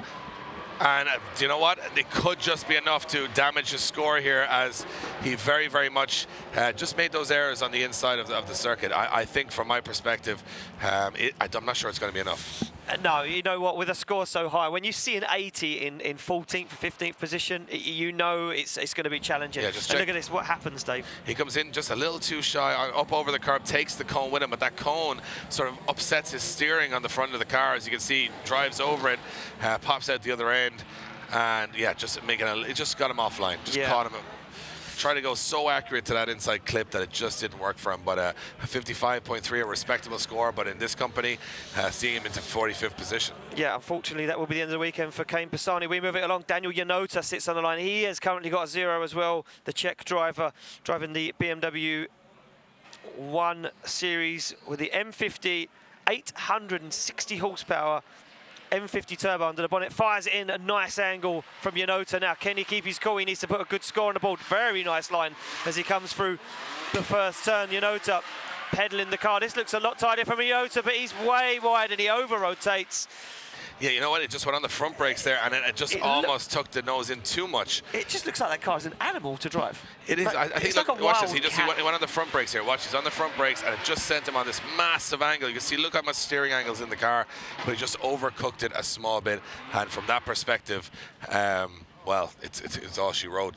A rotation there, scores a 0, and that means Daniel Janota, one of the guys that we expect big things from in the future from this championship, a double 0 in 49th position from the Czech Republic. So not the weekend he would have planned for. No, not at all. As we move it along the order and we move on to the next driver today, it will be Kim Mathiasson. Currently sits with 57.7, so he has work to be done. LS1 powered E46, 500 horsepower under the bonnet. As he comes off the line, Kim Mathiasson fires his car in. Now, what has he got? Nice and tidy on that front clip. He needs to push wide. He doesn't. He transitions on that outer zone. It's going to hurt his score massively as he stands on the accelerator. Very tidy job. Hop in the curb, though, and it makes a big steering correction. Mathiasson now pedals the car into the final 2 outer zones and over the line. And not a bad run in, not a bad run, but just some errors. I don't think there's enough, though, Dave. He missed the outer zone, transitioned in the wrong part of the track, hopped the curb. Yeah, I mean, the thing is, it is an incredible achievement to be able to even drift this circuit. We all know that. I mean, the regular guy can't do this kind of stuff. I mean, they think they can. I mean, we think we can. I could, but definitely. You could? Yeah. So easy. Obviously, like, they're liars. Better like you. than James Dean, Yeah, well, you know, it's great when you don't have to prove that. Exactly right. But what I'm saying is... no one's crazy enough to give me a car. Well, that's for other reasons. But it is more important to remember that it's very difficult to get good scores here, and it's a very difficult track. There you go, 67.7. That's a good score. Yeah. A really good score, but not enough for the Danish driver to jump into the top 32. So Kim Mathiasen does not qualify here at round 5 of the Drift Masters European Championship, live from Hockenheim in Germany. Now this guy, he could upset the apple cart here, because he is one of those guys with low horsepower. People just kind of shrugged at him and said, well, what's this guy doing here from Georgia in his 240 horsepower car? But watch the way he drives it. Yeah, currently sitting with a 55 at the moment, and a very, very good technical driver, and it was a good score in his first run, but he really needs to do everything he can now if he's going to try and climb inside top 32. I like the run-in. I do. Technically, it's very, very good. Just lacks a little bit of impact. We know he's the lowest horsepower car on the grid, so we forgive him for the lack of smoke and speed. But does Mevlud's technical driving style give him enough points to get inside of top 32 and get in the game tomorrow, Dave, as the score drops in? Yeah, well, he's a 3-time Georgian champion. He's got the credentials to do it, but he's just trying to announce Georgian drifting onto the European stage. It's a lot of pressure on his shoulders, and I think he's going to handle that pressure and put a score on the board here. Look at this. Wow, look at this. 78.3, 16th position with 240 horsepower. You don't even need the horsepower if you've got the talent of this Georgian superstar. Unbelievable stuff. We keep the action moving here at round 5. We move it on to Axel Mack. This guy has suffered terminal engine failure. He rebuilt his engine just for this round to make it back for his home team. What can he do as Axel Mack scored a 64 in his first qualifying run? He needs to put it all out of the bag now. Very fast is Axel Mack at a very good line. Big angle now as he transitions out of zone, clips the barriers, keeps it on circuit though, not as close to that front zone as what we'd like to see. Yeah, just backed out Lily, and obviously big impact with those water barriers, not where you want to be. Those water barriers are not like a wall run, they're actually a little bit off the circuit as more of an indicator. And as you can see here, as he goes way too wide, actually the white line is the edge of the circuit, so he's over the curbs, way off over here. And he just... So is that 4 wheels off, potentially 3 wheels off track? I'm going to have to see what the judges say. Yeah. Because, I mean, the curbs are okay, but it is a little bit further than the curbs, and I think when you're hitting those water barriers, you're a good bit off the circuit there. Yeah, you're way off the line, so he's going to be punished for that. And our poor track team repairing more broken water barriers on the track. So a 0, yep, confirmed.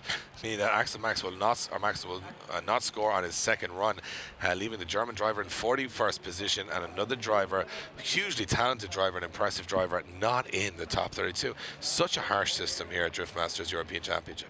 Yeah, but that's the game that we like to play, Dave, and we move it along to this guy. Jimmy Hansen scored a 66 on his first qualifying run. Jimmy Hansen now needing to make it work as he fires this car in. M3 turbo under the bonnet, 865 horsepower, gets nice and personal with that front clip and nice and deep into the outer zone as he transitions back now.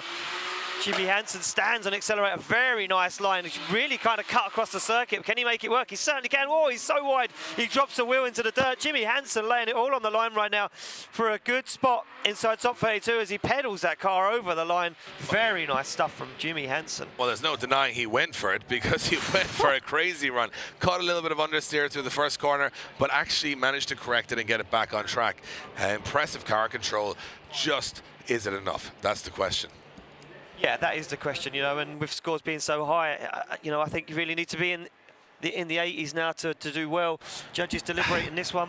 It's so harsh because you know how difficult this track is. We've been around it. It's so big, it's so vast, so intimidating. But if you aren't exceptional at this level, at car control in a very difficult, probably the most difficult motorsport in terms of it's so unorthodox, you now have to be not only talented, have the ability, have the machinery, now you've got to be one of the best in the world. And that is why someone with a score of 67.3 can end up in 36th position and outside the main event standings. 67. 67 is not enough for top 32. And Jimmy Hansen put in a great run there. That is just, it's almost just it's criminal, overwhelming really right now. So here we go. Another driver off the line is Kasper Christensen. Another driver looking to improve. Yeah, Kasper Christensen sits with a 59, so he has definitely got work to done right now as Christensen fires it. Big angle, stands on accelerator, and a very nice line through that outer zone. Christensen starts to slow it down, doesn't get as deep into that other outer zone, pops a wheel on the curb. and starts to make himself back online, but it's a little bit scrappy now, Dave. It starts to fall apart as Christensen gets back into the final outer zones and takes it over the finish line. Yeah, it was mentioned in driver briefing that they didn't want to see drivers run a wheel on the inside curb of that hairpin. They just didn't want to see it.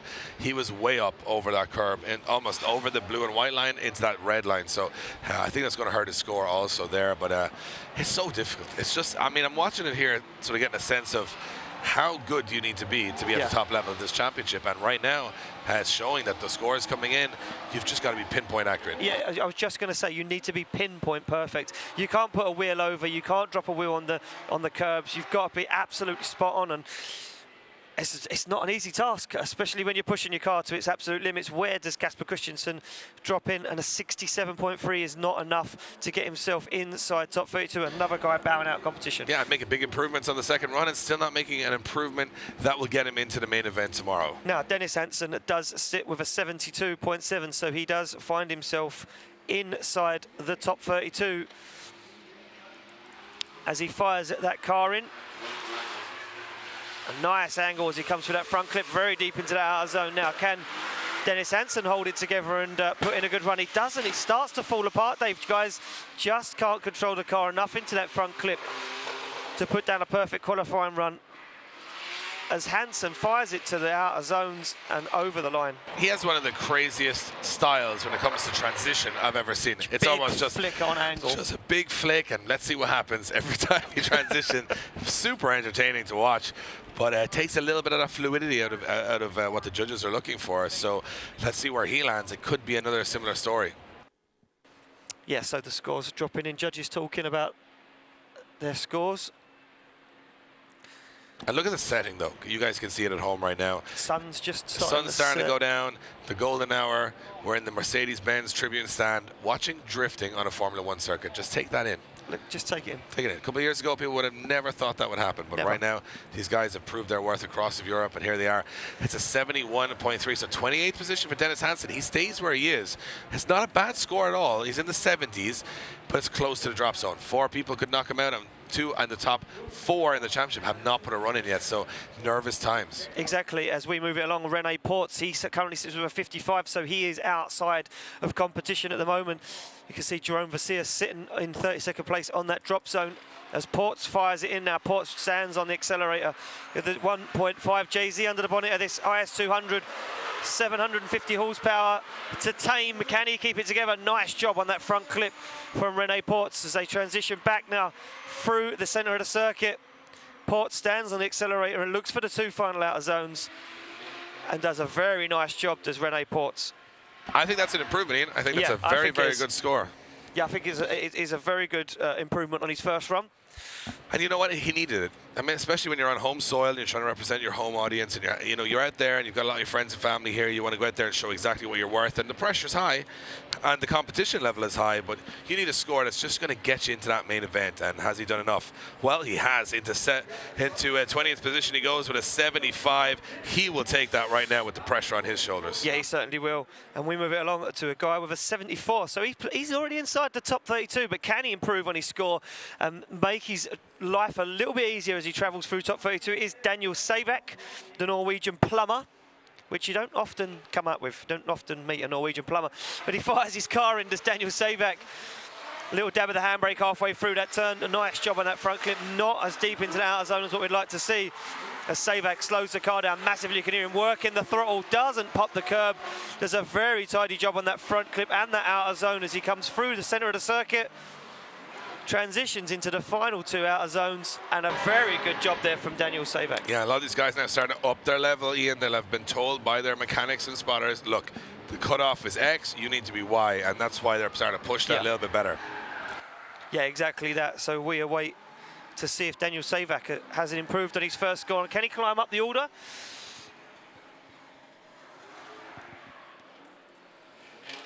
As the judges just put their scores into our system. Having a little deliberation on that one. So, look at that.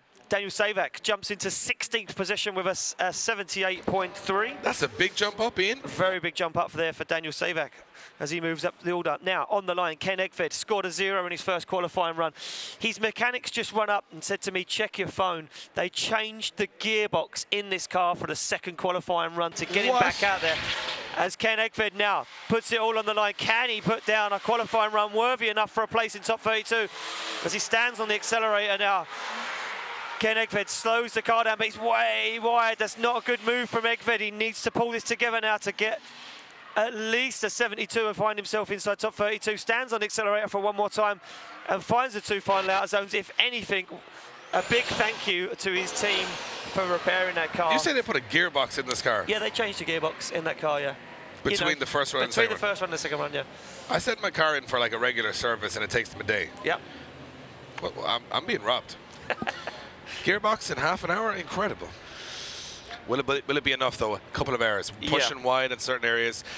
A brave attempt, don't get me wrong, from his team and him to get himself into that main event tomorrow, but is it enough? That's the question. This is the thing. Is it enough to find himself inside our top 32 as we await the score to drop in for Ken Egved? I'm not so sure, Ian. I mean, there was some. I mean, if you're watching on right now, you're starting to see those perfect runs go in, and yeah, it's just enough. You know what? He deserved that for putting the gearbox in, for getting back out there bravely. 71 on the board, 32nd position. Ken Egved has just crept fingertips into the top 32. Will he stay there? Well, there's one man that can't knock him out. Is Christian Erlandson, who actually is having a look at the top of the leaderboard saying, by the way, Vasiliauskas, I'm coming for that first place. Coming for that, yeah. So Erlandson currently sits in second place right now alongside James. Oh, and Erlandson almost backwards through that first inner clip. That was phenomenal from Christian Erlandson as he fires it now into that front zone, just hops the curb. Judge is going to be looking at that, and he stands back on the accelerator, cuts out at the outer zone, gets back into it, but a phenomenal run from Christian Erlandson as he puts it all on the line and just drops a wheel. Unbelievable stuff from Christian Erlandson. He has just gelled with this track, Ian. Like, it's incredible. The angle he pulled through that first front clip was something else. I mean, how do you chase that? That angle, that smoke? The speed he it's came incredible. in there. He is going to be a very tough competitor to come up against tomorrow. I would not count him out of the podium positions. I mean, if this is in the high 80s, it certainly is. An 86.3 stays Christian Erlandson in second place after his second qualifying run. But what a statement from Christian Erlandson as we move it along. Incredible stuff as we move on to Dariusz Fabishak. Yep, currently sitting inside top 32 with a 74.3. The cut-off now 71. So the cut-off for our top 32 currently 71. Max Heidrich sits in the drop zone as Fabishak fires his car in now. Little wishy-washy as he comes through that first clip. You can see him, lots of steering corrections. Not looking the tidiest is Dariusz Fabishak right now, the Polish driver. He gets back on it, though, and starts to tidy it up around that hairpin. He's got to get those points clawed back through these last couple of zones, and this is where he's a little bit more accurate. Nice finish to the run from Fabishak there. Yeah, he finished it off very, very well, but coming through that first turn and that first inner clip, it was very, very wavy, a lot of steering corrections. So Judge is going to be looking at that. It's right in front of where they're sitting. So where does Dariusz Fabishak sit? Or is his first score the better score? Judge's score drops in. Yeah, look at that. Fabishak stays where he is in 24th position, 73.3 on his second run. Not enough to improve, but he's inside. Two very consistent runs, Yeah, yeah. Someone that's going to be a good contender tomorrow. We move it along. Yeah, Ahmed Han on the line, and the pride of the Middle East. He's a four-time Middle East champion, and he's got to get the job done here. Poor enough run by his standards on the first run. 64 in his first run. Davey needs to make this count. Oh, and understeer again on the first turn now. Can Daham make it all happen? Understeer again. Daham's car not reacting the way he wants it to drive as he fires it in to that front clip. Oh, and a big error from Daham, and that is it. I think that might be all she wrote for the four-time Middle East champion representing Red Bull. That jump, 2 wheels off the ground, lost all steering control, and when he landed back down on the ground, it just shot him to the left. He'll be disappointed with that. He'll be absolutely gutted with that, and I know he was looking on form earlier in practice as Daham. Look at this, carries huge speed. It transitioned too early, it put him on the wrong line. Look at the angle. Watch the air time here, Ian, as he jumps up, and as it comes down, the car hops and then fires him the way the wheels are directing, so he's lost complete control. Unbelievable. Unbelievable. So we need to make it official. Is it a 0 for De Ham's second run? And there we go. It will be a 0. He is outside top 32. Means it is the end of the weekend there for Ahmed De Ham. Yeah, we qualified in the top 5 at round 4, and now round 5 doesn't qualify at all, showing just how unpredictable things can be here. Exactly. We move it along to Jim Olofsson. Jim Olofsson currently outside the top 32 with a 61 in his first qualifying run. It's a miracle that this car is even here, though, realistically, in all rights. Ripped the whole right side off of the car in Turin. He rolled it in Latvia, put it back together again. He's still alive. How? I don't know. He's defied all physics. All physics, just down to his Simpson safety I equipment. think this car may be 5 BMW E30s now. No, 10. 10. At least 10. Just put back together. Looks like one car. If you follow him on social media, his friend is there constantly just welding bits on it. I think he's a full-time welder just to put this car back. But that is not because of a lack of talent.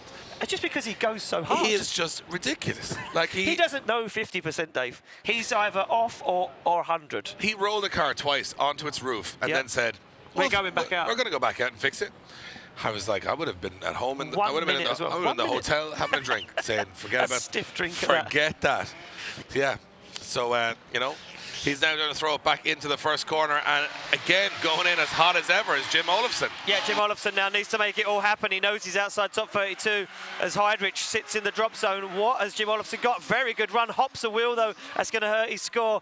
Nice into the outer zone. Good transition back. This is a much better run than his first run. But Jim Olofsson finds the 2 final outer zones and pedals his car across the line. Jim Olofsson doing everything he could in that little BMW E30. Incredible stuff from Jim Olofsson, and you know what? I think he's due a bit of luck. He's due a little bit of luck this year. I think he's going to get it at some point. He's going to get a great result at some point for all the hardship that those guys have been through with repairing that car so frequently over the last 2 or 3 rounds. And I just love the fact that he smiles every time he gets out and says, "We'll fix it. We'll go back out. We do exactly the same thing." Yeah, he's a happy guy. He's always smiling, like you say, and never put down. Look at that, 75.3 for Jim Olofsson, puts him into 21st position. He's going to become one of the biggest fan favourites in European drifting, just because he's that crazy. So on the line is Maciej Jarkovic, currently sits with a 22-point score. He is way outside top 32. He needs to pull it all out of the bag now. Does the Polish driver as he fires that Toyota Supra in. Little dab of the handbrake, nice line as he comes through that front zone, but completely shallows out of both the rear zones. Massive slowdown. He shortcuts the circuit for the second front zone. This is looking scrappy for Jarkovic. He needs to pull it together if he's going to try and get any points on the board as he comes through the final 2 outer zones. Yeah, I think those errors are not going to go unpunished in the center section. He almost drove through the hairpin there. I think the judges are really going to look at that and say, you know, as a standard that's been set by some of the other drivers, can he meet that standard? It's going to be a lower score. I'm not sure if that's going to be enough, Ian. And a really talented driver not showing consistent form this weekend, which just might be just a blip in the season for him. He's looked good at other rounds. It's just so hard to be consistent over 6 varying tracks, varying venues, and of course varying I suppose temperatures and conditions at every time. So yeah, exactly that. And you know what, I was just going to mention that it has actually got cold, and look at that, 58.7 is not enough to get Maciej Jarkovic inside top 32. He bows out competition in 48th. Yeah, it's got very cold in the last, say, 10 minutes. The air temperatures drop, track conditions will be changing, which will make it a lot less grippier. Yeah, there'll be a lot less grip on the track there that they'll expect from the first runs today, so that could catch out some drivers, including Mikael Overgaard. Yeah, Mikael Overgaard comes off the line as he fires that car in. Overgaard outside of top 32 of a 64. He needs to make it work now. Looking good though, good transition off of that outer zone. Can he make it nice through that front zone? Very good transition, very good stuff from Overgaard. He sacrifices that outer zone though. Can he do enough to find himself a spot inside top 32? Nice run from Mikael Overgaard, arm out the window. He's over the moon with that one. And I would be too. A great A run. very good run. The anti-lag in that car. Getting some cheers as well. Yeah, the anti-lag in that car echoing around the Mercedes-Benz tribune here is just sort of a little goosebumps moment there. Yeah. And I'm just getting that preview of what tomorrow's going to be like. Tomorrow is going to be a spectacle. tomorrow, the main event, people packed out, screaming this place down. It's going to be insane. But let's see what Mikkel Overgaard scores on his second run. Hits a 79, enough to put him into 16th position. Big round of applause from all the Danish fans in attendance here. Big fan favorite, Mikkel Overgaard, and you know what? They're loving that run. A very, very good run there from Mikkel Overgaard. On the line, Steve Bagsy Biagioni representing the UK, Monster Energy, Westlake Tyres, a whole host of sponsors, Dave. I could be here all day reeling off these brands. ST suspension car, though, comes off the line, 65.7 in his first qualifying run. What can he do? He needs to make it count right now. As Bagsy, little dab of the handbrake as he comes into that front zone. Gets a nice line out to the outer zones. Oh, and it sounds like the car's got a misfire. It sounds like it's dying with power as Bagsy fires it into the outer zones. He's doing everything he can to try and pedal that car through the final two outer zones as Bagsy gets back into it and takes it over the line. Yeah, it did sound like the car just had a little bit of a restriction on it from the power we're used to seeing. Sounded like a misfire to me. It just didn't sound healthy. Didn't sound like but it wanted to play a brave run from Steve Bagsy Biagioni to put that together and get himself a score on the board. Is it enough? Well, we're about to find out. Yeah, he needs a 72 or more. A 71 or more, sorry, to climb inside top 32. Currently sits with a 65.7. Can he do it? Can he jump inside the top 32? He's not had a good year so far, this guy, having no end of car problems. Score drops in. Where does Bagsy end up? A 78. He drops him into 20th position and safe inside top 32 for the moment. Yeah, he'll take that with the mechanical issues he suffered this year with building a new car, with trying to test that and get it working. He's taken on a huge amount of responsibility, and that pressure a little bit relieved as he jumps into the top 32. Next up, Max Heidrich on the line. Yeah, Max Heidrich currently sits out of the top 32 with a 71, so Score's bumping him up, pushed him out. Dennis Hansen now sits on the drop zone. Heidrich, the local guy, Dave, he needs to put it all out there. He does, and I mean, this is a track where we expect the Germans to succeed, and right now they need to start upping those scores, and Heidrich throwing it in very hot into that first corner. Big weight transfer there. Look at this going right out to the edge of the circuit. We expect to be see Max right up the top, but he's had a little bit of a blip with engine troubles throughout the last couple of events, but a couple of engines in this car. It hasn't been an easy road, and right now he's trying to make everything come together for one solid score to get him into the main event tomorrow, and that's where he really comes alive. I like that. I like that run. That was a very, very nice run from Max Heidrich. Very fast and fluid, and if I'm not mistaken, won an event recently. Did Max Heidrich? Yeah, he's one of those guys that when it all goes right and the car goes right, he's a contender for any trophy at any event. Just hasn't been his couple of events here in the Drift Masters European Championship. Hoping for better fortunes on home soil. Scores drop in for Max Heidrich, and look at that, an 80.3 puts him into 15th position, and you know what, he'll take that, Dave. He will be very happy with that. I mean, he's had a couple of late nights getting that car ready, and right now we go back to the start line. Matt Carter psyching himself up on the start line, representing Jap Speed. Max's Tires, the current British Drift champion. Can he get himself a bigger score here? Yeah, well, he currently sits with a 78, so he's well inside the top 32, but he's going to be looking to improve on it. Carter now feeling confident. Look at the angle that Carter sticks to it as he pedals this Jap Speed. Max's Tires R32 through, nice and deep in the outer zone, but he's going to push him wide.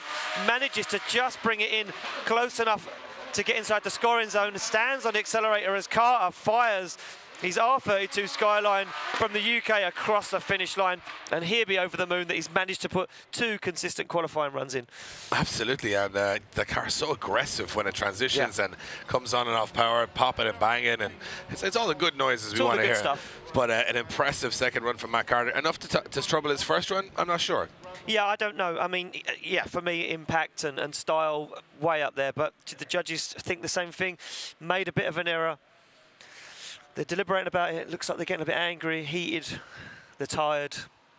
Well, it's not even that. It's a case of, it's also opinion. It's subjective. Yeah, that's the fun part of drifting. We're subjective, Ian. We are, very much. I'm subjective. You're usually wrong. I'm always wrong. But I'm subjective. You're subjective. So if I'm wrong, I can be. It's subjective. Yep. So no one can prove me wrong. Essentially, is how I work it. But subjective is the nature. I like being proved right. It's just how I am. there I you like go. to be wrong, and judges prove me right. So the judges having a good discussion. That's because they have 3 different opinions. Exactly. And Kevin, Kieran, and David having a good conversation on this one. And a 79 is put down. 17th position for Matt Carter on the board, and he'll be happy with that to be sort of mid-pack in that top 2 30. consistent scores. Yes. We know those guys are dangerous as well. We move it along. Tobias Pushan, a 71.3, so we know that he will be outside of top 32. He needs to put it all out there at the moment. He almost takes out all the cones on our start line. Chicane there. Pushan 4.4 BMW V8 under the bonnet of this E30 with a big turbo bolted on the side. Sort of washed to the edge of the circuit there, but it worked out really well for him to get to that outer zone. Yeah, it was like Pushan, it sounded to me like there was an issue with the car there. Yeah, look at this. You can see him shortcut from that front zone and not looking like he's working 100% as he stands on the accelerator. He does produce some tyre smoke. You know what? For me, that's a massive error. He's shortcut the track. He's out completely ignored an outer zone. Well, he basically did a rolling burnout and then dived from one side of the track to the other. So not a good move there from Tobias Pushan. But can he do enough? Is it enough? You know, was that error too much to claw a place inside top 32? We await the judges' scores to drop in. They're deliberating again. I think it's either way, I don't think it's going to be a high score. No. So Pushan, not really. You know, is that score of 71.3? That was his first score. Is that enough? You think? No. You're 100%. I think he's outside top 32 at the moment, if I'm correct. Yeah. He is in 35th position, so that's the end of the weekend. 43 for his second qualifying run, Dave. Yeah, and you know what? We expected Pushan to be right there in the mix challenging, and here we are, you know, a couple of events on, and it's Germany that becomes the bogey round for him. Exactly that. We look at this guy, though, Kajetan Ruttner. He's way up the order in 83. He finds himself just outside of the top 10 as he fires in his Mercedes-Benz. Look at that. Absolutely perfect stuff as Kajetan Ruttner gets his car back on a good line, slows it down. Very nice around that front clip. Good transition to the outer zone. Transitions through the centre of the circuit. This is a good job for Kajetan Ruttner. And he takes it over the line. That's a very good run, Ian. Very good. Technically, I don't think there was much wrong with that. I mean, the judges are going to weigh it up now in speed, fluidity, and style. But for me, in that big car, to throw it around that track with that precision, I think that could even be better than his first run. Yeah, I think it could personally as well, because coming through that second front clip, that was a good line. Can he top qualifying? No, he can't, but an 87.3 puts him inside the top 10, and Kajetan Ruttner loves this track, and he's back and he's dead. Listen, took down James Dean this year. Can I get inside the top 4 on the podium? Yeah, 7th position, very, very respectable finish for him if it stays as it is in qualifying. As we await our next driver to come off the line, Michael Reichardt, and he had the craziest first run we saw of the entire competition. Yeah, he's currently with a 75, so he's inside top 32, but just by the skin of his teeth at the moment. He's going to be looking to improve his score and get himself way up the order. And yeah, I mean, listen, it was an all-out there run in my eyes. I don't think he knows anything else, Ian. I think that's his style. He just goes in, he's going to do the big weight transfer again. Does it again, yeah. Throwing it in really, really fast. Yeah, look at this. Big smoke already from Michael Reichardt. Big angle, nice and deep into that outer zone. Starts to slow the car down now.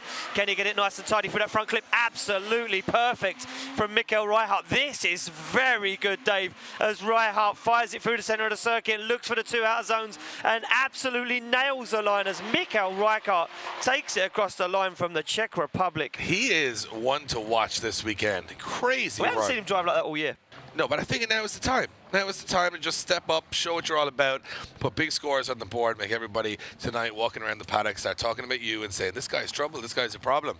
And I think that's what they're going to be saying about Michael Reichardt. The guy is just intense. So where does he drop in? With an 85, Michael Reichardt jumps way up the order into 11th position, and some local fans giving him a cheer there as Reichardt starts to prove himself in our Drift Masters European Championship. Next up, Benediktas Čirba on the line. Yeah, currently sits with an 86.7. Čirba looking good in practice and looked good in his first qualifying run. Čirba 8th so far in qualifying, inside top 10, fires the car in. And this HGK E46 BMW looks absolutely perfect as he fires it through very fast, locking up the front wheel. Čirba, perfect line through that second front clip, now out nice and deep into that outer zone. through the middle of the circuit into the final 2 outer zones, and a fast, smoky, impactful run there from Benediktus Scherber. He's just getting better and better as it goes along. Every round, he just improves as a driver. And you know what? Give him another year. Next year. I think you could be talking about him worldwide. I think sure. He's got that kind of talent. Yeah, he has got that talent, and he is a very good driver. Can he improve on his first run of an 86.7? Can he top it? Well, can he climb higher inside top 10? He certainly can. Look at this, an 88.3 for Benediktus Scherber as he climbs into 6th place. And things are starting to heat up, Dave. Up on the line, though, one guy with a 0. Right now, Enver Haskasap sits on the line with a 0 after his first qualifying run.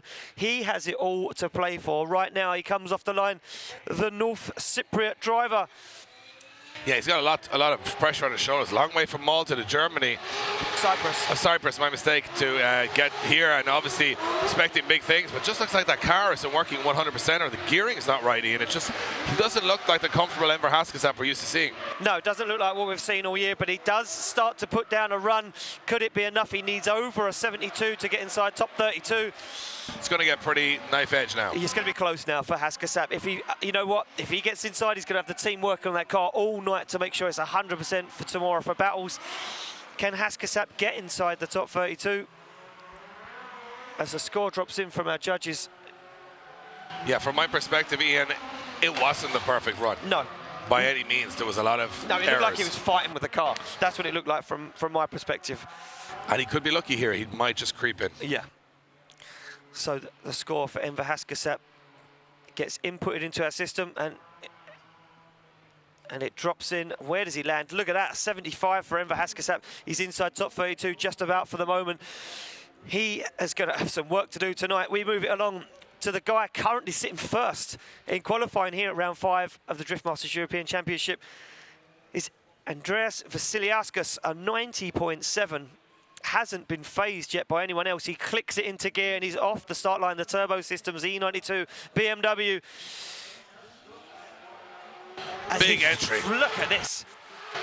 And he hops a wheel again. Tyre smoke off the front wheel as it touches back down again. Very deep into the outer zone, and a deep into the outer zone again as Vasiliauskas still on the throttle as he comes through that second front clip. This is phenomenal from Andreas Vasiliauskas as he looks for the 2 final outer zones.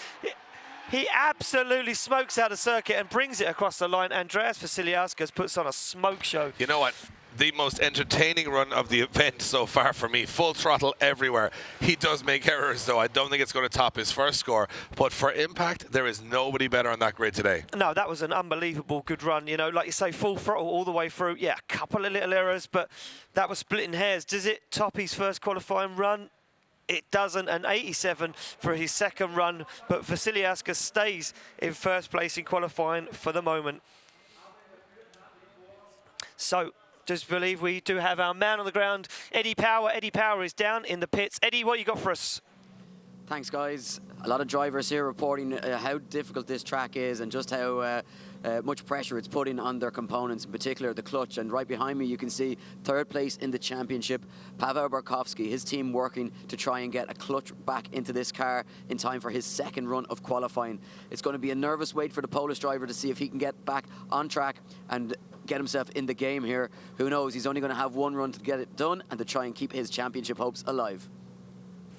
Yeah, big pressure indeed for Paweł Barkowski. Missed his first run. He's not even confident about the second. We'll keep you updated as Sebastian Fonten now heads to the line. The Dutch driver looking for a turn of fortune here. Yeah, sits with an 86 on his first qualifying run. He's in the order, and Fonten fires that E36 to JZ BMW and locks the front wheel up. Nice line through that first clip. Transitions in out of that outer zone. And Fonten starts to slow the car down. Very tidy line as he comes through that second front clip now. And look at the depth he gets into the outer zone as Fonten knows he's done enough to get inside top 10. But can he top qualifying as he puts it all on the line? And Fonten puts on a smoke show at a 360. He's a happy man, Dave. He is ecstatic with that finish. And the thing about Sebastian Fonten is he's been waiting all year to find the form that he truly knows he has. Yeah. And right now, I think he's found it. Yeah, listen, that was a very good run, and I wouldn't be surprised if he breaks the 90s with that run. Could I be expecting too much from the Dutch driver? It's going to be good. Whether it's good enough to, 88.3. It's an improvement on his first run. 7th position for Sebastian Fonten. And the Dutch are coming for it this weekend in Germany. They certainly are, as we keep it going, though. And an Irishman right now sits on the line. A little wave from last year's round 5 winner. Yeah, Nigel Colfer sits on the line representing Acorn Insurance ST suspension. A little bit of understeer on his first run. Got to tidy up a couple of errors. Going for that big top spot in qualifying. And a clutch kick entry, no handbrake there. Yeah, big initiation there from Colfer. Gets nice and deep into the outer zones. You can hear him absolutely flat out on the throttle. Little left foot brake as he comes into that front zone. Tidy job from the Acorn Insurance driver. Gets it through, representing SB Motorsport. Nigel Colfer pedals this car through the centre of the circuit, looks for the out zones and absolutely blinds the zones with smoke as Nigel Colfer puts down yet again a very good run. You know what? That's going to be an improvement on his first. I think he's tidied up a lot of the errors that we spotted on the first pass of the circuit. A very confident driver, as you mentioned. He won this event in Drift Masters last year at this circuit. That's confidence building for him. But it's enough to challenge the guys at the top. Yeah, I mean, listen, 76 on his first run. Look at that, an 84 on his second. Statement there from Nigel Colfer puts him into 12th place in qualifying. And a very, very good run there from the Irishman as we keep it going to a local guy. Joe Hutunji doesn't make it to the line. Oh, so it's sorry, getting too carried away there. Missed out Yanis Inglite. So Yanis Inglite, the Latvian, up next. Just eliminating Yanis from the competition area. Just eliminating the Latvians. He doesn't need to improve. He's got an 84. What does he need to? Because he wants to go and impress the fans. That's what he's doing. Because it's Yanis Inglite. As Yanis Inglite says, 84. Watch this. Watch this. Hold my beer. As Yanis Inglite fires it in. An absolutely perfect line through that first clip, nice and deep into the outer zone as Inglite now starts to make his way into the slower section of the circuit. A little wide on that second front clip. But making it work is Yanis Inglite as he finds the last outer zones and takes it across the line. LS1 twin turbo powered E46 BMW. Incredible, and you know what? He might even have improved there on his first run. It's definitely a high score again. That's the thing, a guy who's doing 2 runs like that, super consistent. Tomorrow, remember, this is just a formality. This is just qualifying. Tomorrow, these guys go door to door, head to head, wheel to wheel at these speeds, and Inglite is looking strong. Yeah, 79.3 for me, Dave. It was the front clip. I just think he messed up the front clip, and judges saw that as a huge error. He was a lot tidier on his first run. We now move it along to our Red Bull Drift Brother clan. Joe Hutunji sits on the line in this crazy concoction of a Nissan 200SX Galant front end pickup Nissan 200SX. Fires it in, LSX 454 under the bonnet. V8. As Hutunji now starts to find the outer zones, full throttle through that front clip. Very, very nice driving through Hutunji as he gets into the outer zones. I can hear the judges next to me getting very excited about this run from Joe Hutunji. Stands on the accelerator, takes it over the line, and the Red Bull Drift Brother doing a very, very tidy job. You know what? There. He was on for top spot until that error in the midsection. He hesitated. Something just happened in the car. You could hear it rev out a little bit. Whatever that was, whatever happened there, that's what cost him a top qualifying run there. And exactly, an 88.3 on his first qualifying run. Where does Hutunji sit? And judges talking about this one. A couple of judges impressed, one of them not so impressed. Yeah, they've been sticking to their guns, sticking to their criteria, sticking to what they said in those driver briefings all day, Ian. And from where I'm sitting, Hutunji was on for something special there. And you know why I know that? They groaned when he made the mistake, which meant they were excited by it up until that point. Exactly. So scores coming through, and a 69.3, Dave. Look at that. You was absolutely right. Well, no surprise there. Ian, to be fair now, I could hear the judges sort of discussing that one. I rarely do, but that time I could hear the sigh of disappointment. So I think they were expecting a big score. Next up, Ivo Cerulis. Now on the line, scored a 0 on his first qualifying run. All to play for right now. He looked good in practice, but can he make it all happen right now? Cerulis, 1 run left to get himself inside top 32. He's come a long way from home as he navigates his E46 BMW round that front clip. This is looking tidy from Cerulis. Stands on the accelerator through the centre part of the circuit, gets into the final 2 outer zones, takes it over the line. Do you know what? I think that's enough to get inside top 32. Yeah, but the standard in top 32 now, Ian, is so high. That's what worries me, is that, you look at a run and say, technically it's fine, but what have you got to do to impress the judges now at this point when they've been through so many runs and so many good runs too? Yeah, exactly. I mean, listen, you've got to pull it all out of the bag, really, if you're going to wow everyone. We wait for the score to drop in there from Ivo Saroulis. And Ivo Saroulis' score drops into our system. Where does he go? 24th with a score of 78, just enough to find himself inside top 32. And into the big show tomorrow, we keep it going, where we await our next driver to make his way to the line. It will be the second half of the Drift Brothers, the Red Bull Drift Brothers clan. It will be Eli Hutunji. Yeah, Eli now, you know, not outshining Joe Hutunji right now. It's just in 8th position. 10th. His brother's in 8th. He's in 10th. You know what? Wouldn't it be just really annoying for Joe Hutunji right now if his brother was to just pip him at the end? Just 5th. Just 5th qualifying. Just get inside 5th. That would be annoying, wouldn't it? You know what? He looks pumped up. He's I don't know. He looks like a guy every time he hits to that start line that's comfortable, that's confident, and he's psyched.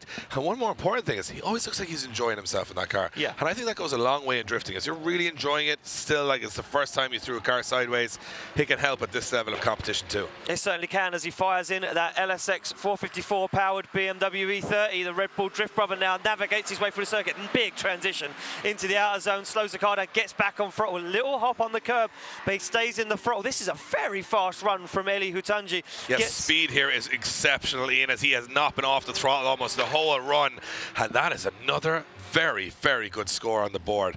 Is it enough? I mean, we know he's in the top 32 now, so the battles, you know, you can't win qualifying. You can top it, but you can't win it. So essentially, he's in anyway. But let's see if he just outed his brother again, because I love building this rivalry, you know? You're going to create something, Dave, that you're not going to be able to fix. No, I mean, look, they're nice guys, but, you know, I think they're both great, but I want to see who's the best. Surely someone has to be the best. Joe Hutunji's proved it, though. Let's see where he goes. Does he top his brother's score on the scoreboard? Oh, 88 on the board. And what does that mean? His brother beat him by 0.3, oh, Dave. They won't talk tonight. They will not be talking tonight. Eli Hutunji separate hotels. Drops in to 9th position with an 88.3. He's inside that top 10 in 9th place. As we look to Jack Shanahan, sits on the line, 75. He's just about inside top 32. Shanahan, though, going to be looking to improve his score as he flicks that Link engine management S14 Trace tyres car through the first turn now. Can hear Shanahan scrubbing some speed. He gets back on the accelerator much tidier as he just pops the cone off of its resting place now. Shanahan fires the car into the 2 outer zones and across the line, Dave, and a much more confident looking Jack Shanahan. It's a great run again. Not getting to the outer zone 3. It looks like he's just slowing the car a little bit down towards that second clipping zone and then slowing it a little bit too much. It looks like he's too grippy. Either or, I mean, I'm not going to pretend I know the technical knowledge here, but what I'm saying, it looks like he's slowing a little bit too much. He's not pushing it right to the edge of the curb on outer zone 3. Other than that, very solid run from Jack Shanahan. Yeah, can he improve on his first score of a 75 as we wait to see? And he definitely can. An 84.3 for Shanahan puts him into 13th position, and an 84 is 13th, Dave. Really? Yeah, an 84 is 13th for Karkoshik. Has a passenger. Has a passenger this time. He has a troll on the front of his car. Well, you know what? So, he's given David Karkoshik's reputation here, that is not coming back. Goodbye to that teddy bear. The little girl that owns that ain't coming back. There's going to be some tears shed for that teddy bear, but he is outside top 32 right now. David Karkoshik comes off the line. He needs to put it all out there. This guy always finds himself in competition. But it's a very, very tightly packed grid today as we fire through.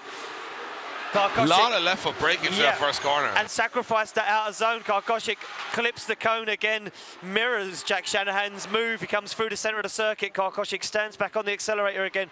You know what? I think it's definitely an improvement, but not as high up the order as what we'd like to see Karkoshik. I think it's just that first corner. It's like he's on the front brake while on full throttle. I'm not sure if it's a gearing issue, power issue, but it just doesn't look like he's fully committed there. And we've watched most of the drivers do that without any left foot braking, so it's not going to impress the judges to be slowing the front end of the car that dramatically. No, exactly that. So we await the score for Karkoshik to drop in. So let's see what David Karkoshik has scored.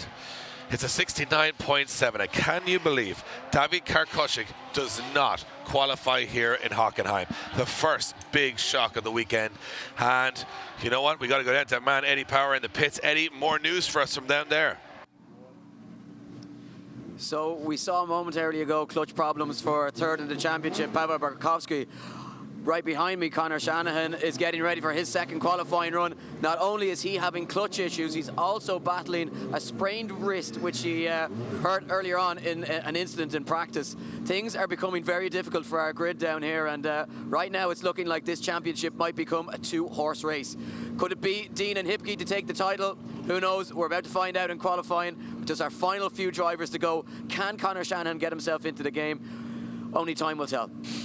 Wow, so we have Conor Shanahan injured and with a car that's almost broken. Borkowski's car is still broken. Now we turn to the line. Romanovsky, the man that finished up on the podium in Riga, trying to get back on that podium this weekend in Hockenheim as he hammers through the gears into that first corner and fires that Drift Warriors E30 into the first corner. And nice line so far. Yeah, looking tidy, but right now it sits outside of the top 32, so Romanovsky's going to need to put everything on the line if he's going to gain a place inside top 32 with his Drift Warriors teammate Grzegorz Hipke. Romanovsky stands on the accelerator and takes it to the final two outer zones. For me, the front first clip wasn't tidy. And you know what? It's those inner clips that are causing the problems. You would assume the outer clips would be the difficult ones, but it's actually the inner clips. It's actually the inners that have made it very difficult because it creates a moment of slowing down. So it's not easy for our guys to get to. We await the score to drop in for Krzysztof Romanowski. Can he climb inside top 32? Is it enough? He needs over a 72 to get inside of the top 32. And where does he land? Well, he's way inside. An 80 for Krzysztof Romanowski puts him into 20th position. Yeah, nice run there from the Drift Warrior. And looking at those guys struggling in the championship, these guys are looking at, smelling a little bit of blood in the water, saying we can start climbing. Exactly that. And this man, he needs to pull it all out the bag right now as we see Torane Kavir come off the line. I'm thinking he's outside of the top 32 right now. I'm going to go with a wild guess and say he certainly is, as you can hear the supercharger howling on his V8-powered Nissan 200SX. Currently sits in 34th position, but he's doing a very good job right now. Is Torane Kavir, comes through the centre of the circuit, transitions back into the final outer zones, and the smoke coming off this car is insane as he comes over the line and finishes off a very, very good run. Does Torane Kavir, the Norwegian, LS3 supercharged, 600 horsepower. He needed that run to stay in the game this year and to sort of reward what it was an incredible start on the podium in Poland. Błocki has to stay in the game, and an 81 puts him right back in the game and into 16th position. He goes into the game, and I think also safe for tomorrow. Yeah, and he's 10th in the championship as well, so it's all to play for him to have a good finish for the end of the year. Now, this man, Pavel Trela, sits in 9th place in the championship. He sits with a 0 on the board. Can he pull it all out of the bag? Big pressure here for Pavel Trela. As he fires that little Opel GT, and I just see our start line marshal put their hand up. Is there an issue with Trela's car as he comes through the centre of the circuit? Now, this is his nemesis. He hasn't made it round here all day. As Trela looks like he's made it through his nemesis part of the circuit, and he's going to put in a run, but is it going to be enough to get inside top 32? It's not the best run we've seen of the day, Dave. It's good talent, though. I mean, it's a new setup this round for him. It's something he's going to have to adapt to. This is not a normal car. I mean, a lot of these guys running modified suspension setups from normal cars. This is a completely custom-built car, so he hasn't got too much research outside of what he develops as he goes. And if he can get himself into the top 32 with this new setup, he'll be very proud of his achievement there. Yeah, we currently have 3 people outside the top 32 left. Can Pavel Trela score? He certainly can. 79.3 puts him into 22nd position in inside top 32 competition tomorrow. He'll be happy with that, and he knows he's got work to be done tonight on that car. We move it along. Pavel Korpelinski. As we await to see Pavel Korpelinski make his way to the line. Now, this guy impressed me no end in practice, and he did our judges in qualifying. He gets an 89.3 on his first run. What can he do on his second? That's a very good score. He must be way up the order, Korpelinski. Yeah, he's in 5th position. Place. And you know what? No surprise there. No, he's been gaining from Latvia. We went to Riga. He did very well. He impressed us there. Turin, he did very well again. And listen, I think Korpelinski could do some damage to the championship this weekend as he comes off the line.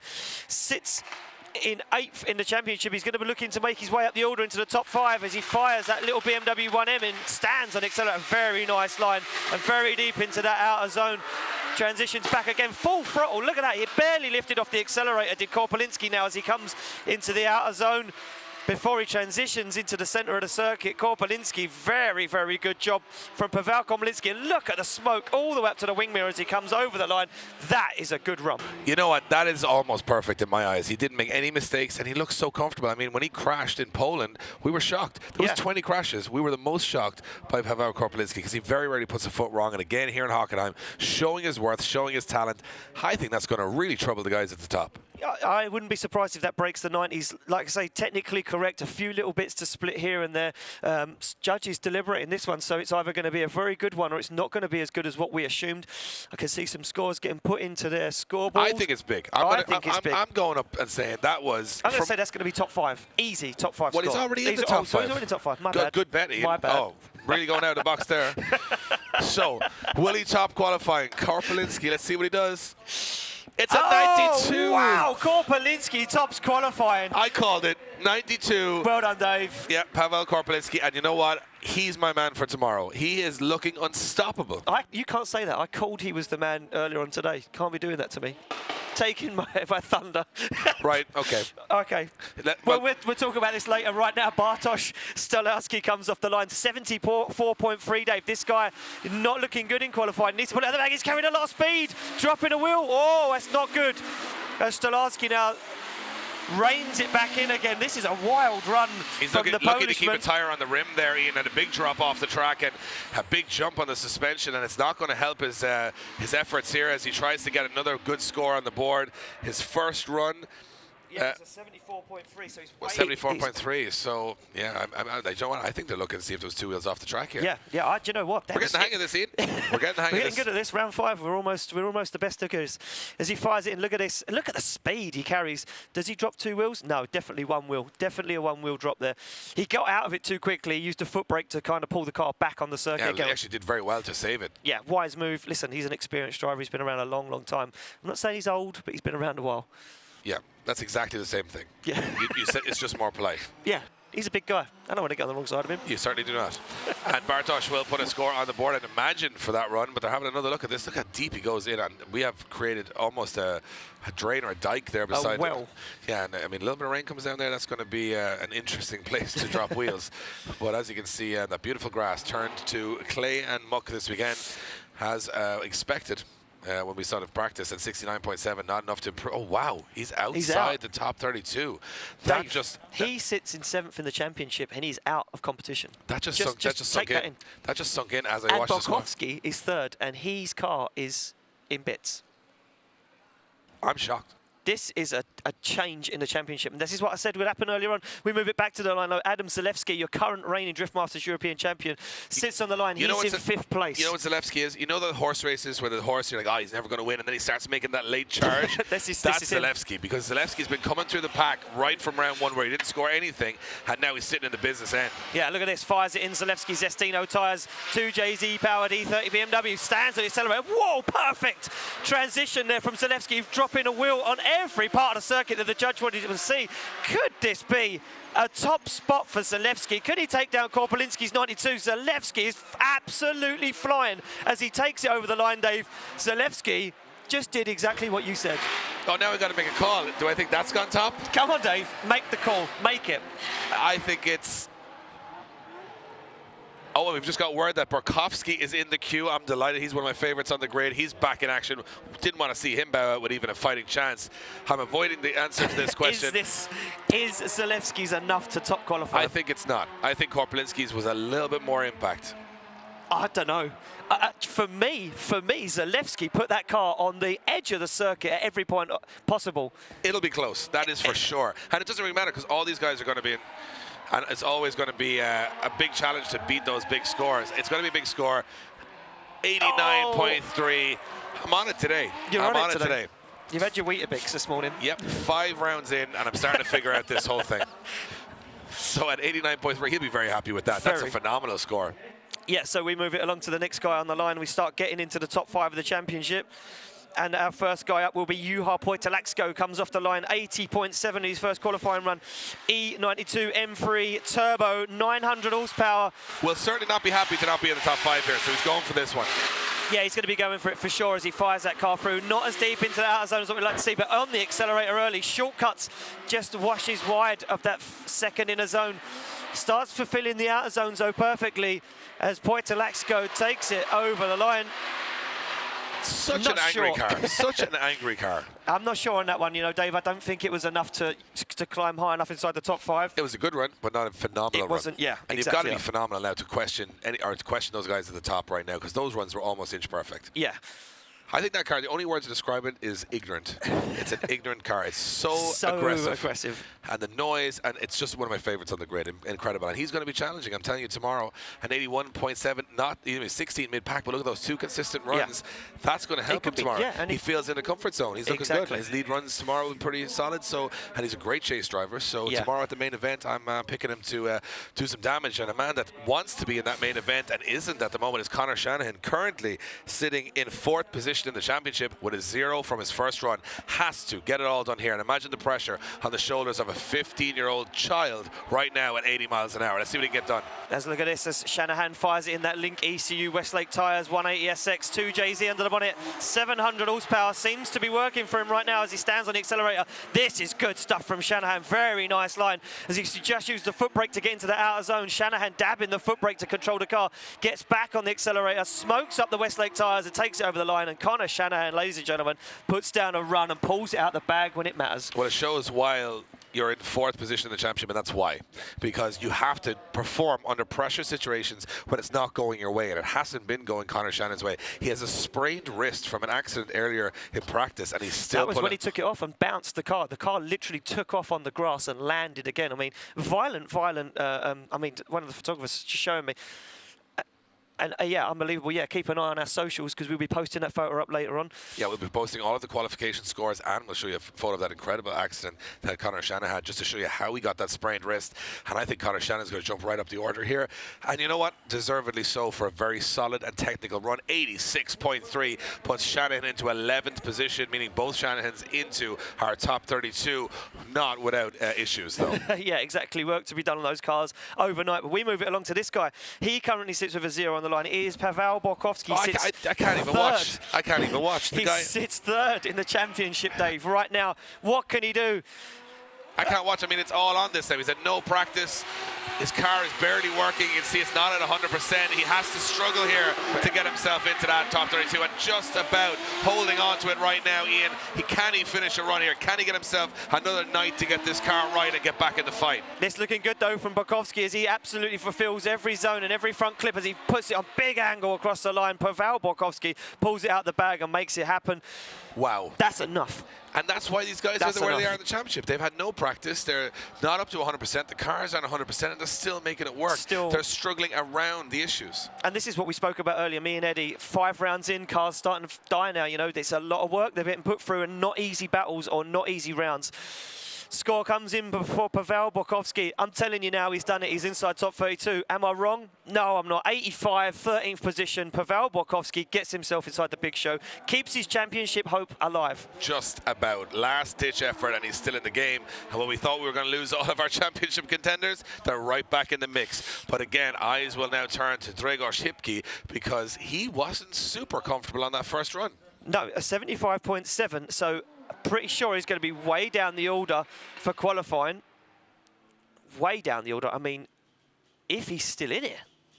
Well, that's the question. We're looking at the scoreboard here, and we're just waiting for it to scroll through and let us know if Hipki has got more pressure than we think he has right now to stay in.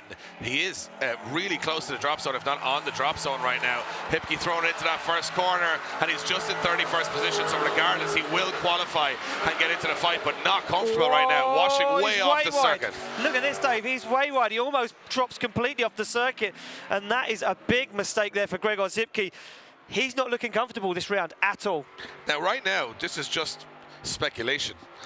He's in 31st position. And where is James Dean?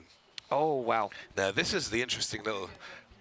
He's in 4th right now, James Dean. Now, if James Dean was to improve on his second run and get jump into 2nd. Let's see if he just gets into 2nd. Then he would meet Grzegorz Hipki in the top 32 tomorrow, meaning that Hipki taking down Dean and going on would put himself back in the championship. That might even be better for Hipki. See, mathematically, we need to do it. But theoretically, right now, I think that if James beats Hipke in top 32 tomorrow, Dean automatically wins the championship. Because there's 100 points separating them right now. Hipke won't be able to claw enough points back if he gets bowed out of competition tomorrow in top 32. So just let that play in Hipke's mind right now. So he could have a championship But battle. if he beats James Dean, they equal on points if he wins the event. And then we go to Mondello. It's an open playing field. So even Stevens.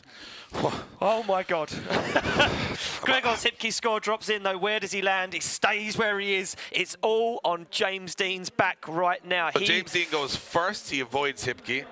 If he goes second, he they meets battle Hipke in the top 32. 32 tomorrow. I mean, the championship would be on the line in one of the first battles of today. I think I'm going to be going to bed early tonight because we are in for a big show tomorrow. Here we go, off the line.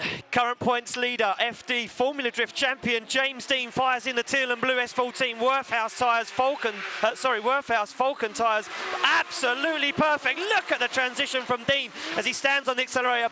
Full throttle transition through the front clip. Now he gets back into it, fulfills the outer zone. He comes through the centre of the circuit. Dean, full throttle transition again as he gets into the final two outer zones. Big angle and smokes it across the line. And I think the clutch went as he went over the finish line. Yeah, I'm not even joking. I'm telling you, you can hear the car rev out. Did you hear it? Did you hear it just rev out? It revved out. I think that was the last in that clutch. That was all it had. Before he puts a new one in tomorrow for the main event. Now, this is the interesting part of this. If he goes second, it would just be written in the stars. If he goes first, we got a story on our hands either way. But surely not. Surely he wouldn't. I mean, we wanted to. I want it to be second. He could stay third, fourth, fifth. I'm not sure. But let's see exactly where James Dean falls into the scoring. As you can see, the sun setting here in a beautiful backdrop in the Hockenheim F1 circuit here in Germany. And it's heating up for the main event. So let's see where he goes in the championship. This isn't even scripted, Ian. Everyone's going to think this is made up. I'm so excited right now. Would you believe it? Oh, my God, a 91. Into second position. So we are going to have Dean and Hipke in the top 32 tomorrow. Deciding the championship. For the championship. The first battle, the second battle of the day, potentially, whatever it is. I don't even know. I'm too excited to even think about it. Dave, what a qualifying session. And, wow. And I mean, here we go. Here's the full scoreboard dropping onto your screens now for you guys watching at home. Ian, that was written in the stars. So there you have it. First place and topping qualifying for Paweł Korpolinski. He goes to first with a 92. Then second for James Dean. Third for Andreas Vasiliauskas. Fourth for Christian Erlandsen. What a performance from him. Fifth for the youngster Adam Zalewski. Sixth for Benediktas Chirba. Seventh, Sebastian Fonten. Eighth, Joe Hutonji. Ninth, Eli Hotonji, just 1.3 distance between those two brothers. 10 for Kajetan Rutinan, the big Mercedes.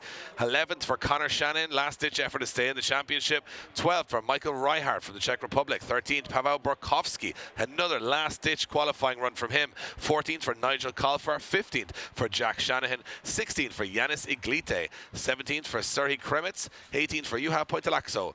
19th for Tor Arne Kavia. 20th for his debut, Jason Banet from France. Impressive performance there. 21st position, Max Heidrich, the local man from Germany. 22nd position for Kylan Kirten. 23rd position for Krzysztof Romanowski. 24th for Paweł Trela. 25th for Matt Carter. 26th for Mikhail Overgaard. 27th, Daniel Sevak. 28th, Mevlud Meladze from Georgia. What a performance. Slowest horsepower car on the grid, and he's into the mix. 29th position for Steve Bagsy Biagioni from the UK. 30th position for Ivo Cirulis. And 31st position for Dregor Shipke, as we mentioned, will face James Dean tomorrow in the top 32. How could you miss it for the championship? And 32nd, the survivor, Jim Olafsson, rounds out our top 32. Well, that is all the action we've got from today's here. I mean, I honestly cannot believe we're having a championship fight based on qualifying tomorrow. Incredible. Well, we're starting tomorrow at 2:30 CST. Check your local listings. And it's an earlier time that is advertised. We'll make those adjustments tonight. And for you guys, you don't want to miss it tomorrow. We're going to the main event, the main stage, Ian, where it gets even more exciting. The boring part is done. Now it's head-to-head battles at over 80 miles an hour here in Hockenheim. You don't want to miss it. Until then, from all of us here at the Drift Masters European Championship crew, we'll see you tomorrow for what will be a sensational event. We'll see you then.